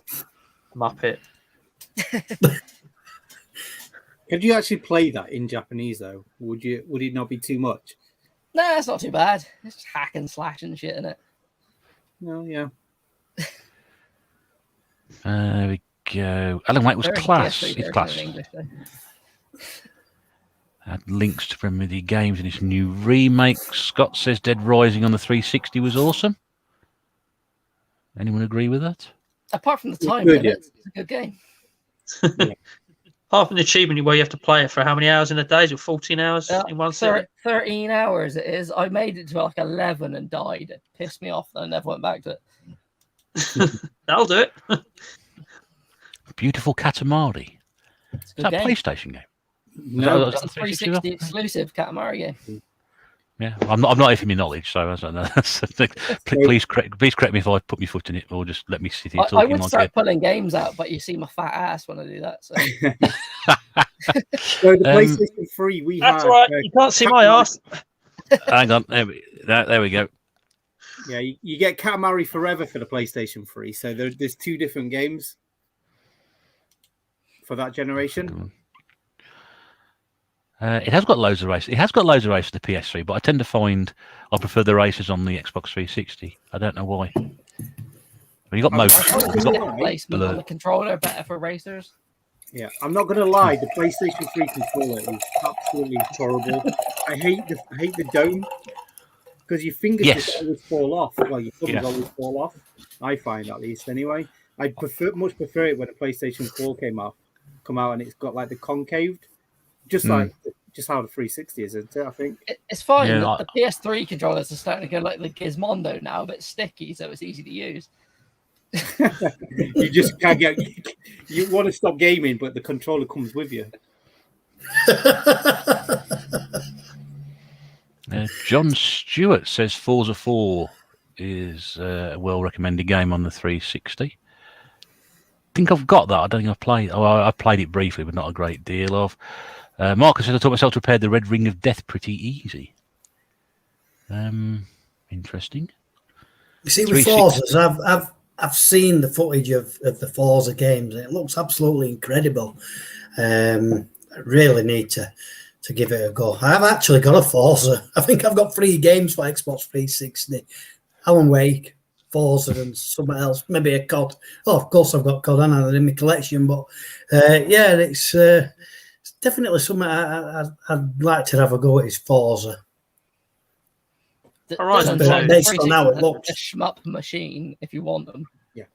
Yeah. Well, this is also, what you want to all pay I could for recommend for the 360. Like I say, I just looked quickly, briefly through the 360 only games that would only come out. Beautiful Katamari is one of them. Alan Wake is another. And then apart from that, it's all shmups for me. The shmups selection for the 360 is absolutely stellar. And you can get them for like dirt cheap as well for the PAL ones. The Japanese ones, however, they go for a pretty penny. And it's weird because the PlayStation has always been known as a bit of a shooter machine for the PlayStation 1, PlayStation 2. PlayStation 3, there's 2 technically free physical shooters on the PlayStation 3. It's mental. And that's including Japanese as well. There's a couple on 360 that like were Japanese. When you see them from this country, they're Japanese exclusive, but like they came out in the States as well. Like Otomedius, excellent, got a strangely an American release, but Otomedius Gorgeous didn't. It's really random. Yeah. Well, we got a bit shafted a little bit, but we got a good little selection. I mean, we got Dodonpachi, we got Akai Katana, which is actually a really good game. Under Defeat, I'm not a fan of, but that also came out on the PlayStation 3. Death Smiles is an absolutely fantastic game, and it's a very easy one to get into for a bit of a shmup novice. That's good because I was given that ages ago. Still sealed. Yeah, but there's also Death Smiles 2, which that is like Halloween based, and Death Smiles 2 is Christmas based. There's a very small of them, like amount of the 360 stuff. People don't realize the 360 was region free, but it was down to the developer if they wanted to lock it out. There's a lot of 360 games which are region free. Like this is Shootin' Love. This is a region free. Hang on, bring you up, Ross. Hang on. Okay, yep. Yeah, this has got like two shooters on it. This is the anniversary collection, and you get like things like Muchi Muchi Pork and Pink Sweets. The second edition of that is region free. A lot of the cave shooters got a reissue that were region free. Yeah, so, Muchi Muchi Pork is about 200 quid nowadays, isn't it? Though it is. I should have bought it when it was about 60, but I didn't because I'm an idiot. I used to have what is it? Something Futari, Himisami Futari. That was one of my first imported games for that, like for the 360. And like I've got like achievements. I just don't know what the fuck they are because it's all in Japanese. It was just popping up, and I was like, I don't know, what have I just won? What is that? This one entertains me. There's a Japanese exclusive Tetris game. Tetris. Okay. Yeah, it's a Tetris Grandmaster Edition. Ah. But yeah, it's only on 360. I don't think there's a PS3 release of that either. Is Wow. is that I nearly bought the exact copy you're holding off eBay. Yeah, I got. Is that region free then, Rob? Sorry? Is that I think you region told me it free, was there, Rob? didn't you? I think I did, yeah, because I had to pass on it because I didn't have the money. So I let you know it was there and then you bought it. Nope. Oh, is this You've upset him. We've upset him now. He's gone. Oh dear. Oh, maybe some of these. Yeah, I don't know what's happened there. I'll technical try and issues? through some of these. Yes, hooray! Again, second podcast in a row. Archive, I bought frantically off to buy a Bush Mega Drive. Good luck. Good luck. Scott, we'll come back. We'll try and tie that one at the end because I think we could probably we can get Ross back. It might be best to do that. There, Raz walked into a game 7 to 8 years ago. They had 50 Star Wars 360 machines, all new in box for £60. That sounds like a bargain to me. Ham Station X was said hello 8 minutes ago. I hope you're still here. Yo, Graham. But nice of you to be here. Generation Pixel, Last of Us Without Standing on the 360, no wait. He could never run a game like that. Oh. Mic drop and runs off in the other direction very, very quickly. Passes it back. There you go, sir. Take it away. That was it. PlayStation 3 technically was the more powerful machine. It's just that it was just not really utilized properly. We just give a game an install disc. That's all we do. It's fine. Dylan says both systems be fair, but some games are better on the 360 than the PlayStation 3. Bayonetta is a prime example. Anybody played both of those on different systems? Only 360. Only on 360 And one. Wii U. Yeah, only the 360 one. Yeah. I've heard it's choppy on the for it. PS3. But... Is it? Okay. That's a shame, isn't it? Because to me, like Bayonetta is more of a PlayStation style game, if that makes sense. Because it's a bit more Japanesey. I find it odd that it's now a Nintendo property when like the adverts are like her opening her legs up with a game between it. It's just weird. Talking of Bayonetta, what did you think to the new trailer of Bayonetta? It just seemed like it didn't seem as good quality as the second one, Bayonetta 3. It just seems like it's gone back a step. I didn't watch Nintendo Direct, so I can't say anything. No. Yeah, the one thing that's sorry, Eddie. Sorry. It's the most hyped game, I think, for that Direct for me. Can't wait for it. Love Bayonetta. Like you, I played the Wii U version, but not played it on. I think I've got it on certain. I got it on 360 definitely, but not the PlayStation 3. Beth says one thing that's up massively for anyone who doesn't know about the 360 is the fact that it wasn't region free. Therefore, back in the day, if you wanted to play Japanese and American exclusives, and Rob can testify to this, you had to buy separate consoles to play them. Which is what you've got, isn't it, mate? Under my TV, I've got region free. It is region free. It's whether the developer could choose whether or not to make it region free. Yeah, it's the disc that's region locked, isn't it? Yeah, literally the whole console. Like they were saying, it's down to the developer to do it. That's why certain cave shooters work, and then you get a re-release. Well, they don't work, then you get a re-release that does, and you've got to look for the version on the disc. And best added to that, you can mod the console to play other regions. The only problem with this, if you play it online, your account can get banned. Yep. Makes you wonder why they do things like that. Yeah, they try not to do that. Yeah, the only thing I will say about the consoles is that at least you don't have to buy step-down converters because of the power packs, which I learned. I was very worried, but you don't. Just switch them over. It works fine. That also works for the N64. Yeah. Randomly. I guess if something's got an external power brick, that's doing everything, like making the region into what the Xbox or whatever console needs, I suppose. My NTSC one is noisy. It's got a fan inside that really roars, but yeah. I've got one like that. It is a beast. You'll find that it was my PlayStation 4 Pro. That is honestly, I think a helicopter's about to land when I'm playing that. what you'll find is they bought a job lot of Dreamcast fans before when Sega stopped making them and whacked them in the 360. But my 360 is quite noisy as well, I have to be honest. But I remember when my PlayStation was really quite ill, the PlayStation 3, and that sounded like an army of helicopters. It was like the ride the Valkyries from Apocalypse Now. It was just that noise that was making come out. It sounded absolutely terrible. It really was bad. So about 20 minutes ago, Eddie asked a question: "Was our favorite 360 game?" Let's just try and go back to that. Rob, what have you got apart from the Gears games? Are you going to tell me I can't pick Gears? Because otherwise, it really is. I can't help. Well, I know Gears. But is there, I know we know Gears is your favourite series. That's a gimme as such. But is there anything else that you would put close to it, rather than just have the Gears games? Close to it, in all honesty, no. Are we talking? Does it have to be an exclusive? Well, I mean, Eddie said favourite 360 games. Well, Scott's asked for the top 3 360 games. Eddie's said what's our favourite 360 game to play. So. If it doesn't have to be exclusive, I'm just going to say Far Cry 3 because I loved that. I put so many hours into it. I really did adore it. Absolutely loved it. I think Voss is the best antagonist in a game ever.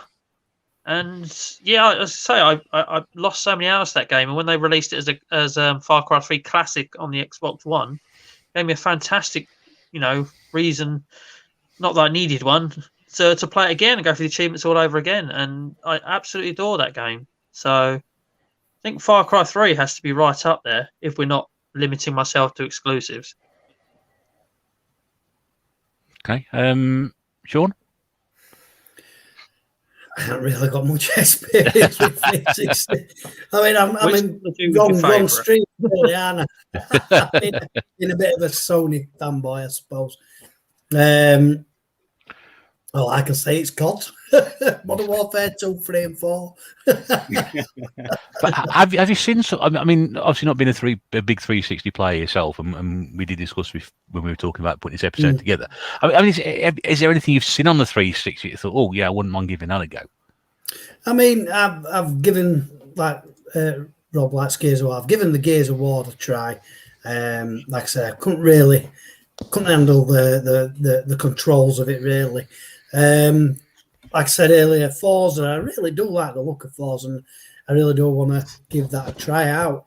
But to me, I mean, there's games, for both systems, PS3 and X, and I can never really tell the difference. I mean, to human eye, is there really much difference that you can see? So, if even if I've fancied a game that's looked at on Xbox, I probably tried it on PS3 instead. So, yeah. Eddie, what have you got for us? So, exclusives wise, I think top 3 has to be Dodonpachi. Absolutely love that game. It's absolutely nuts. Such a great shooter. Flipping amazing. And again, for a shmup, it's not too expensive, which is great. Next up, probably Beautiful Katamari, because I absolutely love the Katamari games. Such a great, unique sort of experience. It's just like when you one of them games when you play, you just feel like happy after you've played it. And then, like I say, it's got to be Alan Wake. It has to be Alan Wake number 1. But I mean, I really like Tornado Outbreak, but that's not an exclusive, and that's very Katamari as well. I don't think I've heard of that one. Yeah, so it's Tornado Outbreak. You're playing a little tornado that goes like how Katamari is, where you're a little ball and you like get bigger and bigger. You're a little tornado that goes around sucking up buildings, getting bigger and bigger. Oh, it's amazing. There's a Wii version. I was about to say that because I'm pretty sure, I know I'm getting on a bit, but I'm pretty sure there is. Yes, I've seen that cover before for the Wii, and I think Rob, when you showed that off ages ago when you picked that up, I was like, wow, that is a game that I have to get simply because of that cover. That's an amazing cover. I absolutely love that. That is it's so one cool. I have actually facing forwards because I love it as well. Yeah, It's cool, is that? It's really it's one I've colourful not and got rid of. Yeah. Even though I've sold like a lot of my 360 stuff, I've still got it because I want to get that on the PlayStation 3 one, just because I love it so much. Yeah, we know that's the only reason. Oh, it's so close, like not being on that list because it's now multi-region now, multi-format. A quick hello to Rock and Roll and Pedro from the Bootleggers are in the building. Thank you very much for doing, and thanks to everybody who's been here so far for in the comments and watching. It's been great to see so many people in tonight. Ross, what about yourself? What's your sort of top 360 recommendations for the viewing pleasure for the audience? I won't go with top games, but I'll go with top exclusive games. One is Earth Defense Force 2017. I'm pretty sure it's an exclusive to 360. To me, it is the best Earth Defense Force game. It was that period between where they went from the older games to the newer ones there, because there's a few on the PS2 one. Then it kind of, I don't know, it was like the PS2 game, but it ran better because it slowed down a lot, but not as much. Shooting giant ants in the face and spiders. Like me and my mates sat there, we 1000G'd that because we did it in co-op, but it has like 6 achievements, like beating on easy, medium, hard, and inferno. And we spent hours of getting drunk and playing that, and I loved it. The other one is let's not lie, they're all the same as each other, are they really? I don't know. So addicted to them. That one doesn't have the different classes. It's just like you're a generic dude, fight all these alien bugs. That one, yeah. But like when you go to like Insect Armageddon, I didn't like the classes where this could jump higher or this could fly. I like the fact that you were shit against alien bugs. I always use just the man on the floor when it comes to the classes. That's the style I like. Oh, it's the best way to play it, I think. But the other ones are actually one of my favorite RPGs of all time, which is Blue Dragon, which was created by guy who did the artwork for Dragon Ball Z and Dragon Quest and some people from Square Enix. It was a big collaboration that made Mistwalker. Was it Mistwalker that did that? But that goes into the next one, which is Lost Odyssey, which they made, which is another fantastic RPG. If you're into RPGs, that is like, if you want to like top tier turn-based RPGs on a 360, that is the two. Like the other RPGs, like Infinite Undiscovery, just ignore them. They're shit. But you see, I really need to get into playing them because I think they could easily get on my top 3 as well. Oh, they're so good, so good. Beth did her top 3 as well. Top 3 exclusive, which was Beautiful Katamari, which we've mentioned quite a few times tonight. Lost Odyssey, I think you just mentioned there, Ross. And then Fable 2, which is an interesting choice. Maybe the Fable games get quite a good good following, don't they? I think so. I'm just checking to see if I've got some of those games you mentioned, because I'm pretty sure I have got some of those. I know I've got Blue Dragon for sure. The Fable games have Stephen Fry doing voice work, so you know it's good. They got all sorts, haven't they? Because Corden involved as well, or something like that. Pretty much anyone who's pretty much a British actor is in it. So Afro Samurai has the voice of Samuel L. Jackson and is awful. Yes, they've got the whole thing around that. Yeah. But can you actually plant a seed and grow a tree, though? That's the main thing. Can you can't do it. There it goes. It's Pixel Plugs here. Good to see you. Thank you very much for tuning in. Lost Planet. I loved that on a 360 Capcom game, if I remember. Yes, I think it was. I think we've convinced Scott, incidentally, to buy a 360 because all these great shoot 'em ups we've been talking about tonight. I said he needs to pick one up, and then he just said he's just given one away. Xbox Zombie. Well, actually, a game that I think I could recommend Scott getting. Unfortunately, it's not a physical game; it's a download-only one. Contra Uprising. Oh my god, that game is amazing! It's like it plays totally different than a normal Contra, and it looks different as well. It's kind of got like an anime style rather than like sort of like two burly blokes like this. I think the main character is female as well. And yeah, I thought Scott would like the Alien Breed trilogy, to be honest with you, but do you know what? I really enjoyed the first one. yeah, But the then first when one's I played good. The the others go second one, it downhill. was like, meh. Left 4 Dead. Tom Obi-Wan says Left 4 Dead is a good one. That's one we've missed off, isn't it? Yeah, very good one. Yeah, and the sequel as well. Anybody played the sequel? Enjoyed both Left 4 Dead's. Got all the achievements out of them.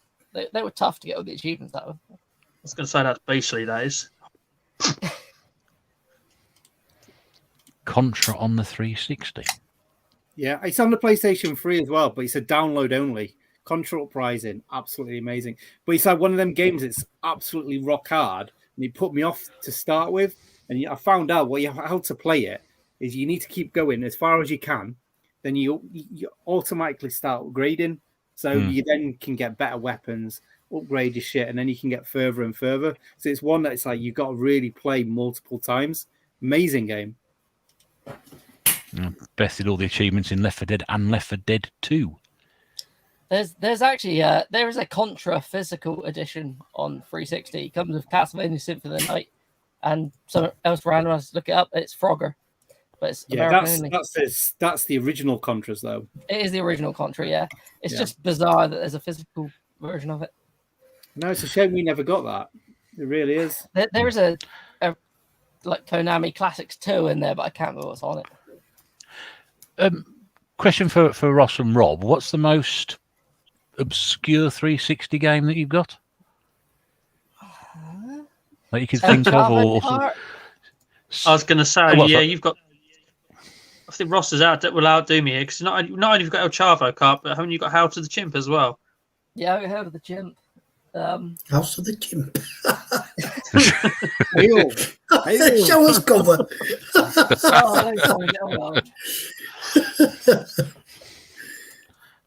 I won't put you on main screen. You're all right. Not that kind of show. Marcus Outrun to Coast Coast. Chimp to be president or something. Let's have a look. Here we go. Hail to the chimp. So I'm looking at that and thinking, why haven't I got that? I love that. Oh man, there's some weird games on this system. Marcus Outrun 2 or Coast to Coast 2 plays Coast to Coast plays lovely on the 360 backwards compatible. Ross has found another one for us. What have we got here now? That is very hard to get. It's a Mexican exclusive. Where you play some kids in like carts. It's really bizarre. Chav kart, yeah. Chav, you race around a housing estate. You know? Ends with a stabbing. You can actually get on the PlayStation 3 though as well. That one. Can you? Yeah. Ah, right. Okay. And it's equally as expensive and obscure for that as well. I've got like Skidoo Challenge and stuff as well, which is bizarre. But there's weird stuff on there that like you won't notice. That's what I'm doing, Beth. Yeah. Most obscure 360 game Beth has is Superstar Karaoke, but I'm not sure if it's obscure as to the Gebs. Well, in her basement. I don't know if you've ever seen Generation Pixel's latest video where he's got the PlayStation 2 game America's 10 Most Wanted and she isn't on there. On the front cover, it's very, very strange. Yeah. I mean, I know Ross, you said Rob, he's probably got more games than he knows what to do with in terms of that. But I mean, can you give us, sort of like some strange ones or more obscure ones from your collection? Any that spring to mind?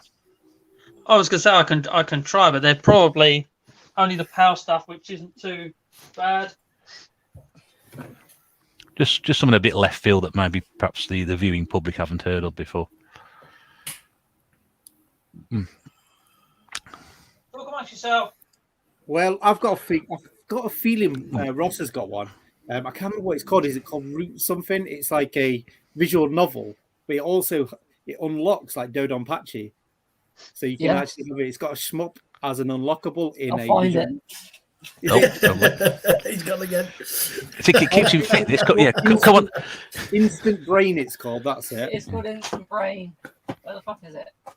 Yeah, come on the Sure, TNB. Ross should have it. He's got Come on the TNB Gaming Podcast. Show your games off and lose some weight at the same time. There you go. Hang on, what we got? Here we go. It's another one for you.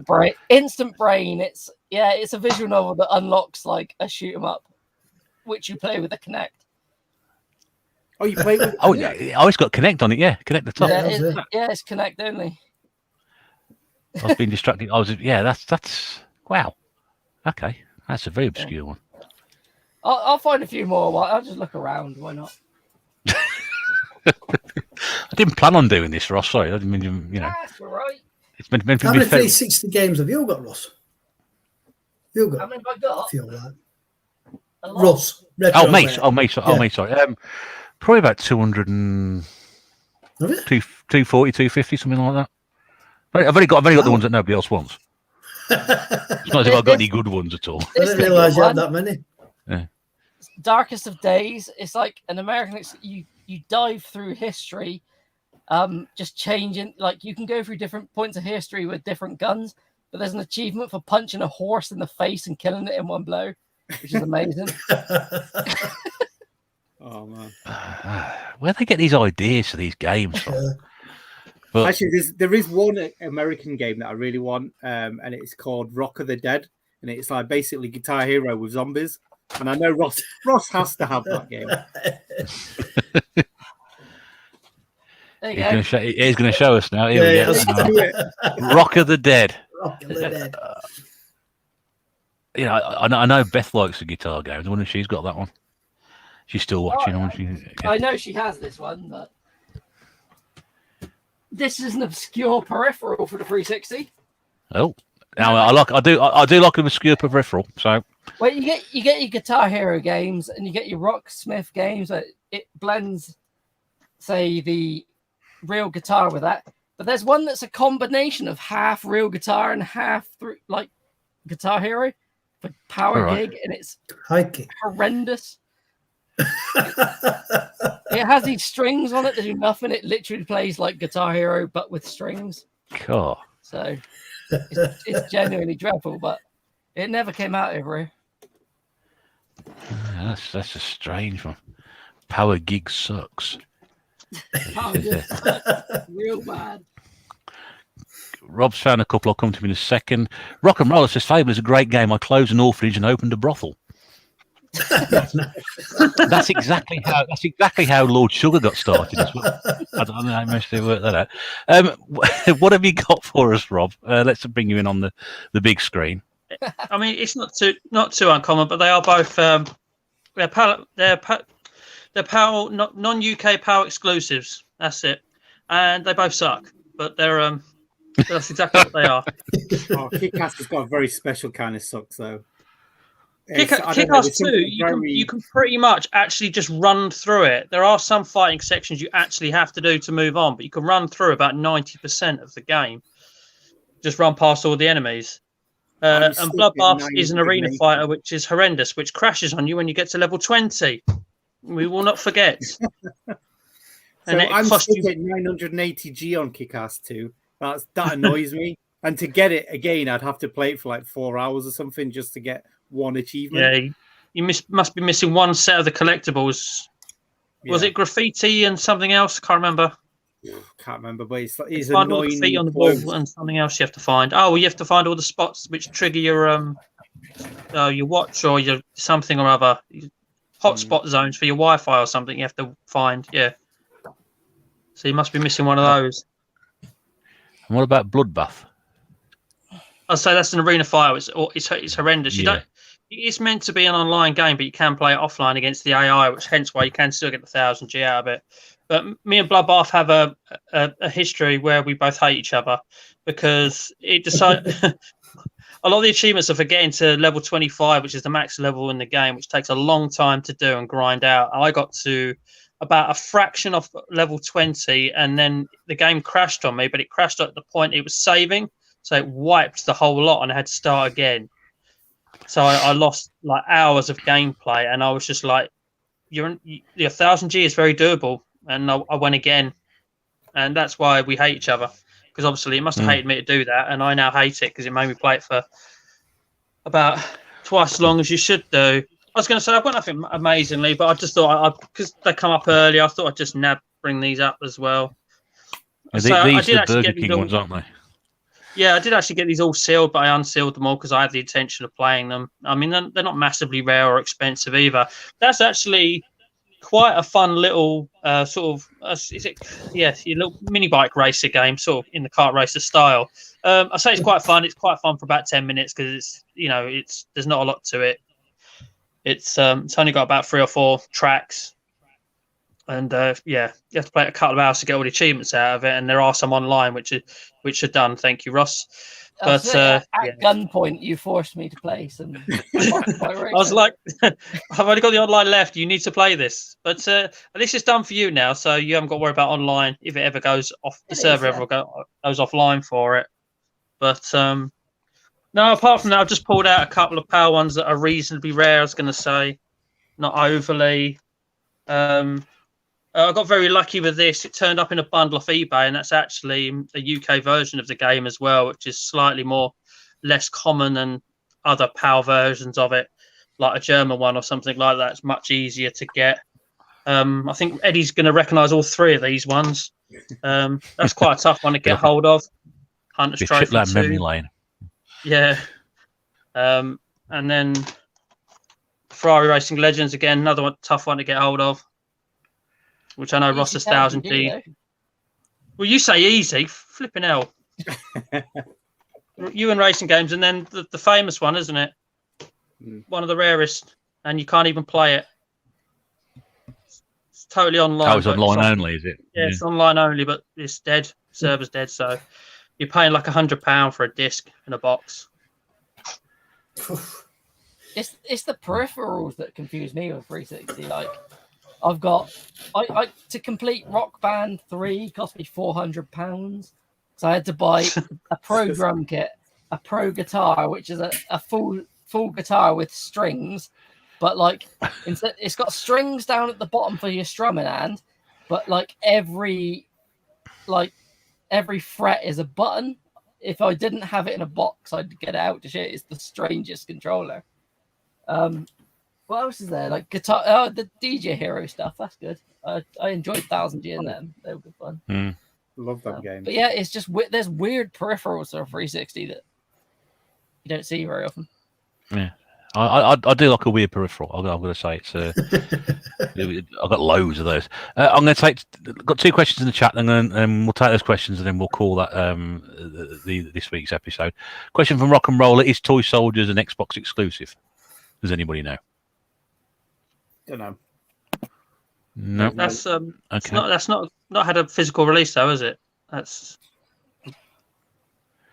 pretty I sure. have no idea. I never even heard of it. Can tell you that. It was part of Games of Gold once. I'm pretty sure of it. Well, one of them was. There's more than one Toy Soldiers game in there. Yeah, there's a few of them, but I don't know whether they've got physicals or not, and don't know.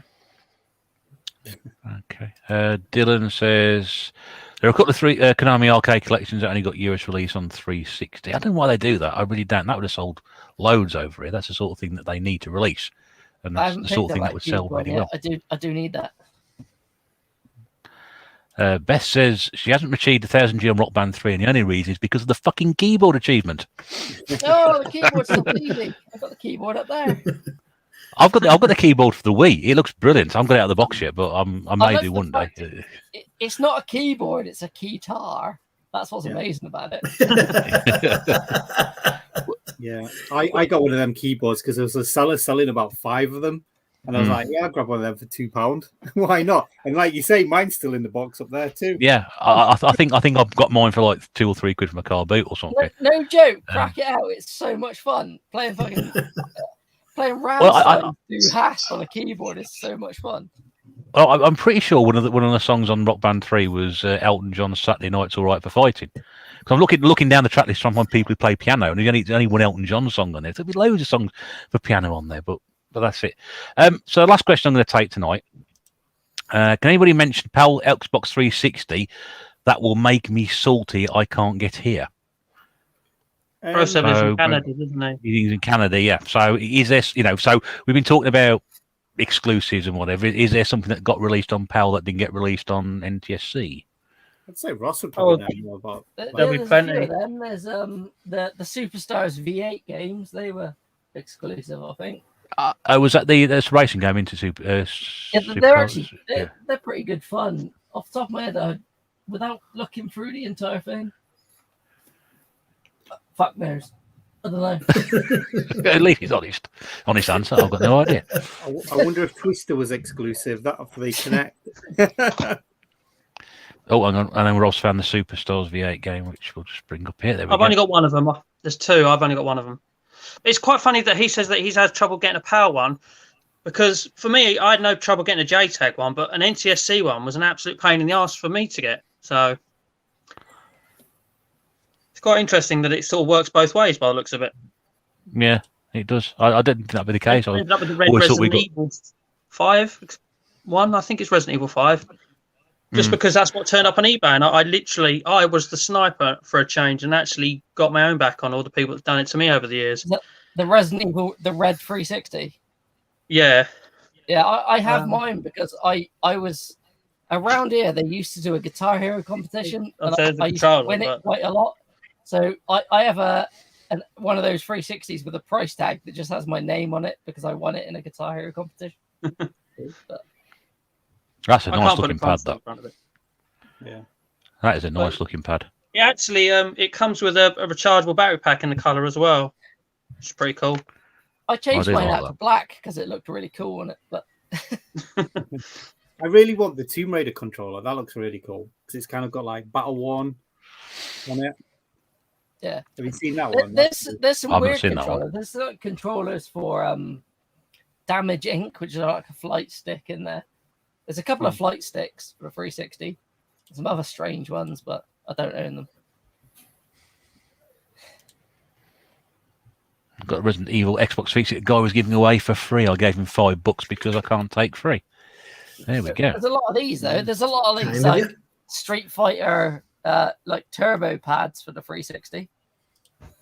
Like Eddie knows where the Zangief one came from. So I don't like because it like that D-pad's like rocketed. It's weird to play. I find anyway. I think it's all right. It ain't too bad. You got yours. I've had mine for years because I bought it because I thought it might make Street Fighter 4 easier, but I prefer the normal pad over it. Also got right here. There we go. Oh, there we go. But it's got the turbo button function, which is obviously a godsend for an achievement hunter. For those long grindy ones where you just don't want to sit in front of your Xbox mashing a button over and over again. I can see that's right. Those buttons just look wrong on that pad, though. I don't know why. It's just basically look. It's designed for obviously Street Fighter 4, so it makes you there's your punch and there's your kick buttons. I can see why they're doing it. It just, I don't know, doesn't seem quite right to me. But yeah, the larger D-pad is obviously a lot better to use than the small one that you get on the normal controller. It's much more friendlier with fighting games. So yeah, best one Guitar Hero competitions back in the day. I was pretty decent. I've lost a bit of skill over the years. I'm still trying to master the easy level. I'll play it. Spoon count as winning. What was that, Rob? I said there's wooden spoon count as winning. You still get us something out of it. I suck at that game, but I enjoy it. I don't know why. I'm exactly the same. I'm exactly the same.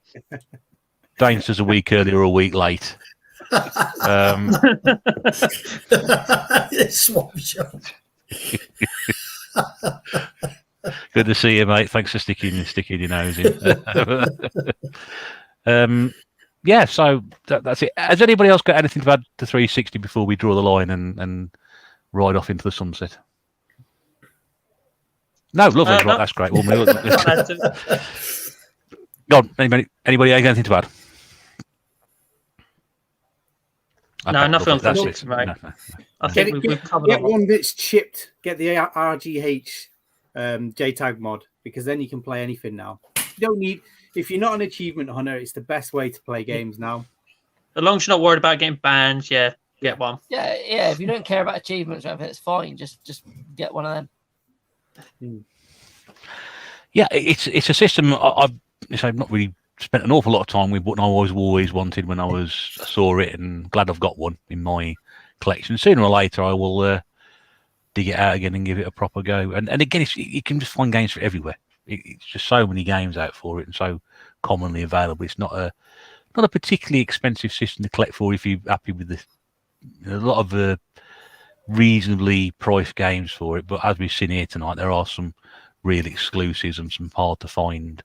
It's a difficult one for a full set. There's a lot of stuff that you wouldn't expect. But you could amass a lot of games very quickly, very cheaply, I think. Oh, yes. All the best games are like less than $5. All of the best ones.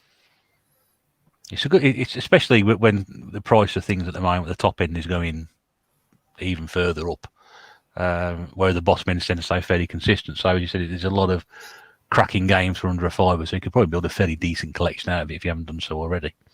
That's it. Guys, thank you very much indeed for that. I hope that's answered a few questions, and thanks for sharing your 360 memories. And Ross, thank you very much indeed for coming along and showing off some of your varied collection and giving us your inside knowledge. And it's been great to have you involved tonight. And Rob, thank you very much for picking out some stuff from your collection as well. And do appreciate you running off and dragging those out and showing them off. I'm sorry about that, mate. If you submit an invoice for the TNB accounts, we'll get some assistants to come around and help you tie it up afterwards. That's fine. Eddie and Sean, thank you very much indeed for your time as well. Thanks, Sean. I know it was don't thank me. I was 18 and I have to contribute. well, it's all right because what we're going to do, we're going to go in a minute, and you're here for half an hour on your own to entertain everybody else left over, so it's all right. But that's it. But again, thanks for everybody who's been here. It's been great to have everybody on. I'm just going to drop everybody backstage. So if you want to give everybody a quick wave before I sign off, and I'll drop you down now. But Rob, Sean, Eddie, and our special guest Ross, thank you very much indeed. Just drop you backstage now, and I'll wind everything up. I'll take you back out, Sean. So I didn't mean you back in again there. Thank you very much indeed, everybody who's been in the chat tonight, for your questions or your comments. It's been great that we've had so many people in. Again, some familiar names, some new names. Always good to see you in the chat. I think we're about 24, 25 at one point, which is brilliant. We're back again in 2 weeks' time. That is the 10th of October. Not quite sure what we're doing. Might be something a little bit different. But we'll put some information out about that before. Then we're back on the 24th of October. We've got already got a guest and a subject lined up for that one, and indeed for the following one as well, which I think is going to be the 7th of November. So we've got the next 3 podcasts covered in the same slot, 8 o'clock on this very channel, and then I think after that we've only got 3 more before Christmas. So if you fancy being a guest on the TNB Gaming Podcast, you have a subject you wanted to come and discuss that you might think that myself, or maybe not myself, but certainly some of the other lads might know a bit more about, do get in touch with us and we'll try and work something out if we can. In the meantime, thank you very much indeed for giving us your time. It's been fantastic to talk to you once again. This is the Retro Bear in the Gaming Pantry saying toodaloo for now, take care, and we'll chat to you again in 2 weeks' time on the 10th of October. But until then, it's bye for now.